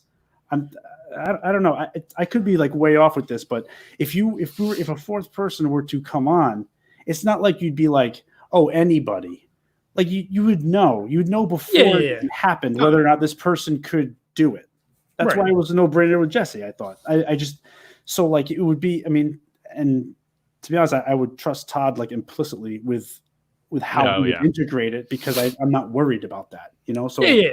And I'm not saying that we couldn't do it. I just, you know, we all have our own podcasts. Like it is a concern, like especially in the Rogue Trader game, playing the Rogue Trader. There's always, hey guys, what do you think? Hey guys, what you know, this is what's going on. Give me some input, as opposed to I'm gonna do what the fuck I want because I'm the Rogue Trader. Yeah. But like Neil and I get into that same sort of a jag, and even sometimes while it's happening, I'm like, fuck, this has been like 10 minutes and nobody's said a word. You know? And like, not that it's a problem if it's a good story and things are happening and whatever, like most games we don't even fucking roll. Would we roll dice twice tonight? Like, yeah. I mean, it just doesn't. That's, I don't know. The dice are nice because it gives some randomness and some unexpectedness, and the failures tell a better story. Like, had I succeeded in the role talking to Scilla, well, okay, we go and get the shot, we come back, and absolutely nothing happens. Now fucked up shit is going to happen, and it'll make for a better story. Yeah. So that's great, but we for the most part just like play and drive story as long as it's within the, we're not overstepping bounds to like GM side, Oh yeah. Of like, oh, there's this. It's like, oh no, there's not that. Oh, all right, well, fuck. Like I was when I was like, you have your gun on you, right? I'm like, yeah, I totally do. I was expecting Todd to be like, yeah, but you don't. I guess I won't be doing any Indiana Jones stuff right now. Man, I was I don't know what was gonna happen there. I was like, I'm either gonna rip. I was gonna rip him to shreds if I turned into something. Right. I have to buy a gun. Nash probably buys you a gun. Oh, there you go. Yeah. I mean, after all, you only have like $1 million in your bank account. Well, like again, he would feel guilty for like dragging you. Like you said, you came to work with us, but there's still that kind of like he was coming to work with dark matter, and then like, hey, sorry, bud, but we're fucking leaving this awesome job with these great benefits and shit to like go do some other stuff. So why don't you come with us? So now he's like, fuck, we need to make sure he's got a suit. We got to make sure he's got a gun. Right, yeah. You got to make sure we get him some training. Like Nash has got well, that's what's funny is that I bought myself a survival suit. Like, and this is Jesse doing this. Like, I bought stuff. And I just never even thought like, oh yeah, I gotta shoot shit. It's just like the way and he has firearms training. Oh, does he? Yeah. Nice. So I like made sure that I made like, cause that's the other thing too, is when like coming and making deck, like I kind of took, I absolutely metagamed it, but I took the, kind of the underlying issues that I ran into with Chip, where so like I don't have any ones because the problem with Chip is like, and it's what happens every time you play a brand new system. It's what happened with Kane is like I tossed away his willpower. Because I was like, I don't fucking need willpower. And then I failed every single roll and it was fucking useless because he was out of commission every single combat. And so the same thing happened with Chip. One. Right, yeah. And so the same thing happened with Chip is like I put a 1 in Psyche because I'm like, he doesn't need Psyche. And then sure enough, I fail one fucking Psyche roll and he goes down to 0 and he's gone out of the game. That poor shadow was dark. Right. So I did that and I wanted to make him like I had the idea. I got it from Shadowrunners. And I was like, I want to make a Decker. Which has nothing to do with the name, by the way. Because my kids came up with the name. Right. So that's right. Shit. Yeah. Yeah. But I want to make that, but at the same time, I'm like, well, but like Nash and Reggie are military. And like when Chip went in, Chip doesn't fit in. Like the story we came up with for his first mission makes sense, but there's no reason for him to be a recurring character.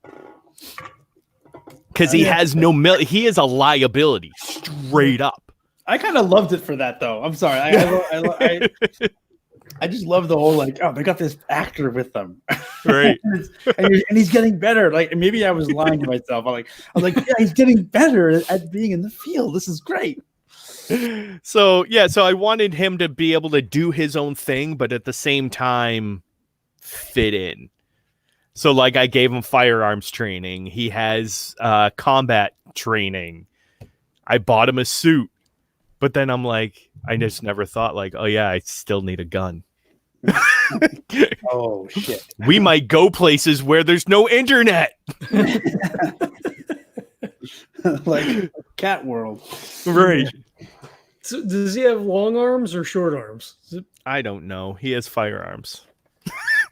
I think you have Probably to short arms. Probably Arms short. that are made of fire. I literally thought you were asking about the length of his fucking arms. And then you said firearms, and I'm like, cool, he's got firearms. Yeah. Like he doesn't need a gun. No. A Human Torch. Right. All right, so I'll get you a pistol. Yeah, I'll probably say short. That makes more sense for him. Yeah, probably. I gotta pump up some. What the fuck did I do? Yeah, right. Pump up some stats with my XPs. Yeah, I have 10 to I have spend. 42 according to my sheet. What? Well, because we'd spent a bunch. I picked up, I think, rhetoric, and I think I bumped psychology the last time we had at break time or whatever. Yeah. And then I'd never spent anything after that because when we had something. I think when we came back from one of the missions, which was it? Maybe 19 when we came back from Dreer. I think Bento said something about boning up on your rhetoric, and I didn't have the points at the time to go to the next level. Yeah. So I haven't spent anything since then. That's funny. I got 59 right now. Wow. Yeah. Jesus. And all I want to do, like, I think the last time I even thought about raising something, that's when I was asking, like, do I raise a base stat or do I raise a skill? And like, it makes sense to just raise skills. Because you get better successes. Yeah. Like I'd love to get the lucid dreaming to a point where it's like, oh, you have to beat a 7. And like my lucid dreaming is a +7. You know, that's a lot of points. Yeah. Right. I actually I'd love to be at 3 or 4. Right. Yeah. I think. Oh, that would be insane. No. Well, I think you're at a +2. I think to go to +3 is what, the highest? 30 points. Then I'm probably actually You might be ready to go. Could I get for 59? I have to look at the thing again, but yeah, whatever it is, I lucid dreaming, slip dynamics. Yeah, I mean, I got like 4 skills that I want to work on, but like I don't, it's like it's with the XP you get, Yeah, I forget because it's like to take a skill from like 0 to +1. I think is 10. Yeah. And then 20 to 30. I think is 20. But then I think it goes. Oh, here it is. Yeah, like goes 0 to 1 is 10. 1 to 2 is 20. 2 to 3 is 40. So you could take yourself to 3. That's why I waited, because it was 40 and I didn't have it at the time, but now I've got 59. Okay. To increase the skill level from 5 to 6, which is the max, is 500. What?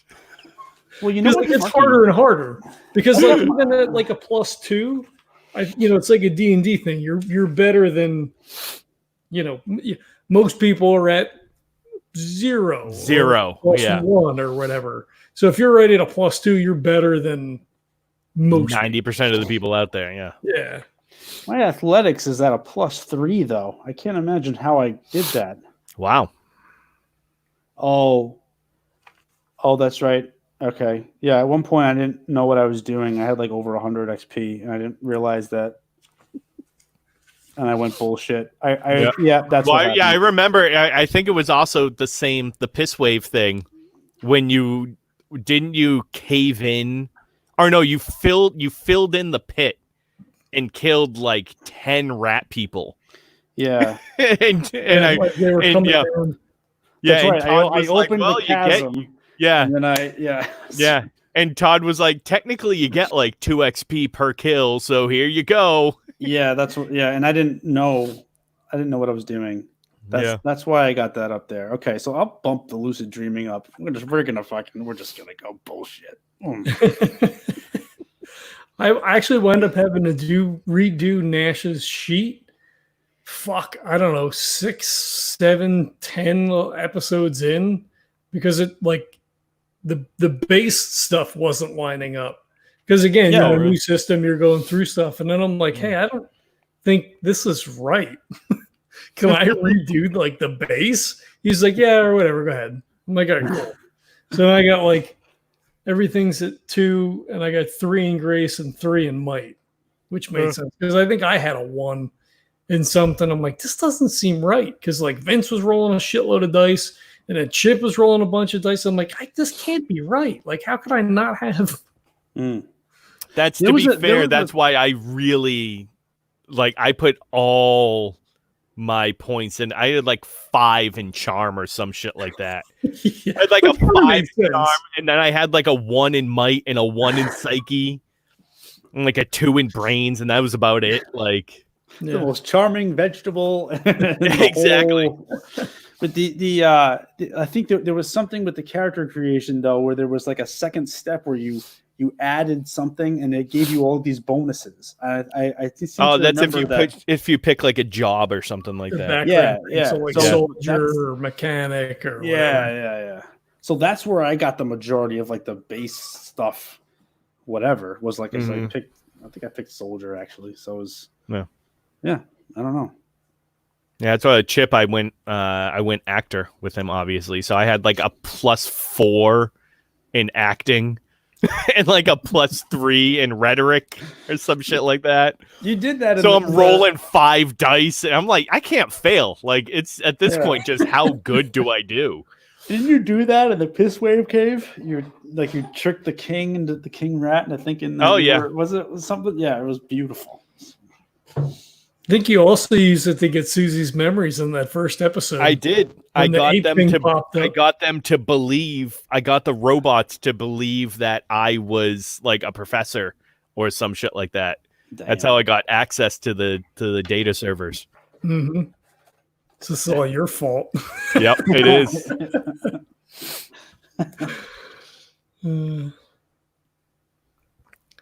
All right, we should probably wrap it up, and it's super late for you guys. I guess. Yeah. Holy crap! Yeah, it is. Yeah. All right. Whoops. All right. Thank Well, you thanks very guys for much. playing. Thank Thanks for you. hanging around. Oh God, yeah.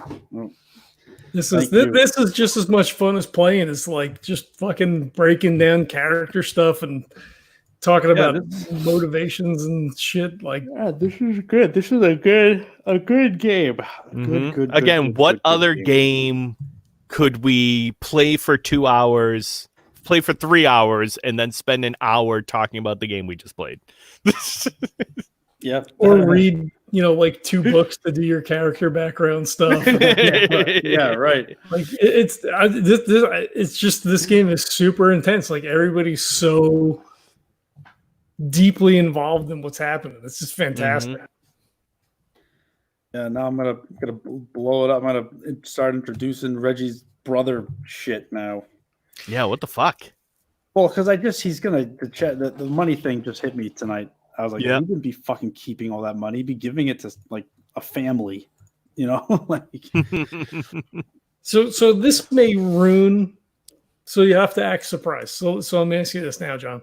So we didn't name the computer on the Space Mago yet. My initial thought when you gave it to me was to name the computer after Reggie's brother. ugh. But Okay. I don't know if that would be a bad thing, because I think you said you guys weren't like super close. Yeah, no. I mean, yeah. Hey, we'd roll with it. It would be something. I can see that playing out, like Reggie, like never telling you just how much every time like you say the computer's name, how he dies a little inside. I would love- I can Never see tell. your reaction now already when you say like I want to name it this, and you're like, yeah, no, I mean, no, yeah, I mean, that's fine. yeah, sure. It's probably Yeah, fun. why not? It's probably fine. It's probably fine. It's probably fine. It's fine. It's probably fine. See, that was kind of what I thought, is that it wouldn't actually work. So I was like, oh, I don't want to do that. And then I just kind of let it drop. And then like we didn't talk about the computer name again. So I was like, well, fuck, what do we call it then? Because like he was trying to like like return the gesture of like, well, Oh, you, yeah. you know, you got the space bagel from me, but like, this is important to you. But then I feel like it was such a flash moment in the thing that It was just literally like just Reggie needed you to have this. Like it's just like it's gonna be perfect. Yeah, no, it was well, I guess you could probably just name it Susie then, right? Just name it Susie. Oh, I mean, that's the other one, right? So just go the other way with it, like just Yeah, I don't know. I have to think about it. I mean, if you have any suggestions, I'm up for Jasper. Name it Jasper. Jasper. Maybe Jasper 2. Jasper Jr. Jasper Jr. That could work. Dapper Jasper. Jasper. I still feel like Nash would try to pluck something out of your background that would. Because you're, you know, it's a shared thing. Like, but you bought it for a team, and I don't know if there's anything really there. I mean, it's very much a loner. Yeah. All right. Well. No, that doesn't matter. we'll get there. It's probably fine.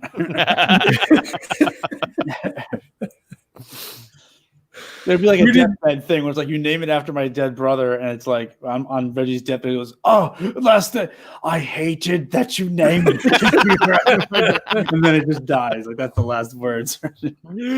like Nash needs that shit, you know. Like, camera pans around Nash is just bawling, reaches down as the fades to black as he reaches for the holster. Oh god. Good times. Yeah, great. All right, I will. I'll talk to you guys during the week, or during the whatever. I'll see you on Wednesday. Oh yes, Wednesday. Yes, cool. Wednesday. It's happening. I love it. Can't wait. Again. Sounds good. All right. Good night, guys. All right. Take it easy. Have a good night. See you later. Thanks everybody for checking it out. We'll catch you next time. Peace.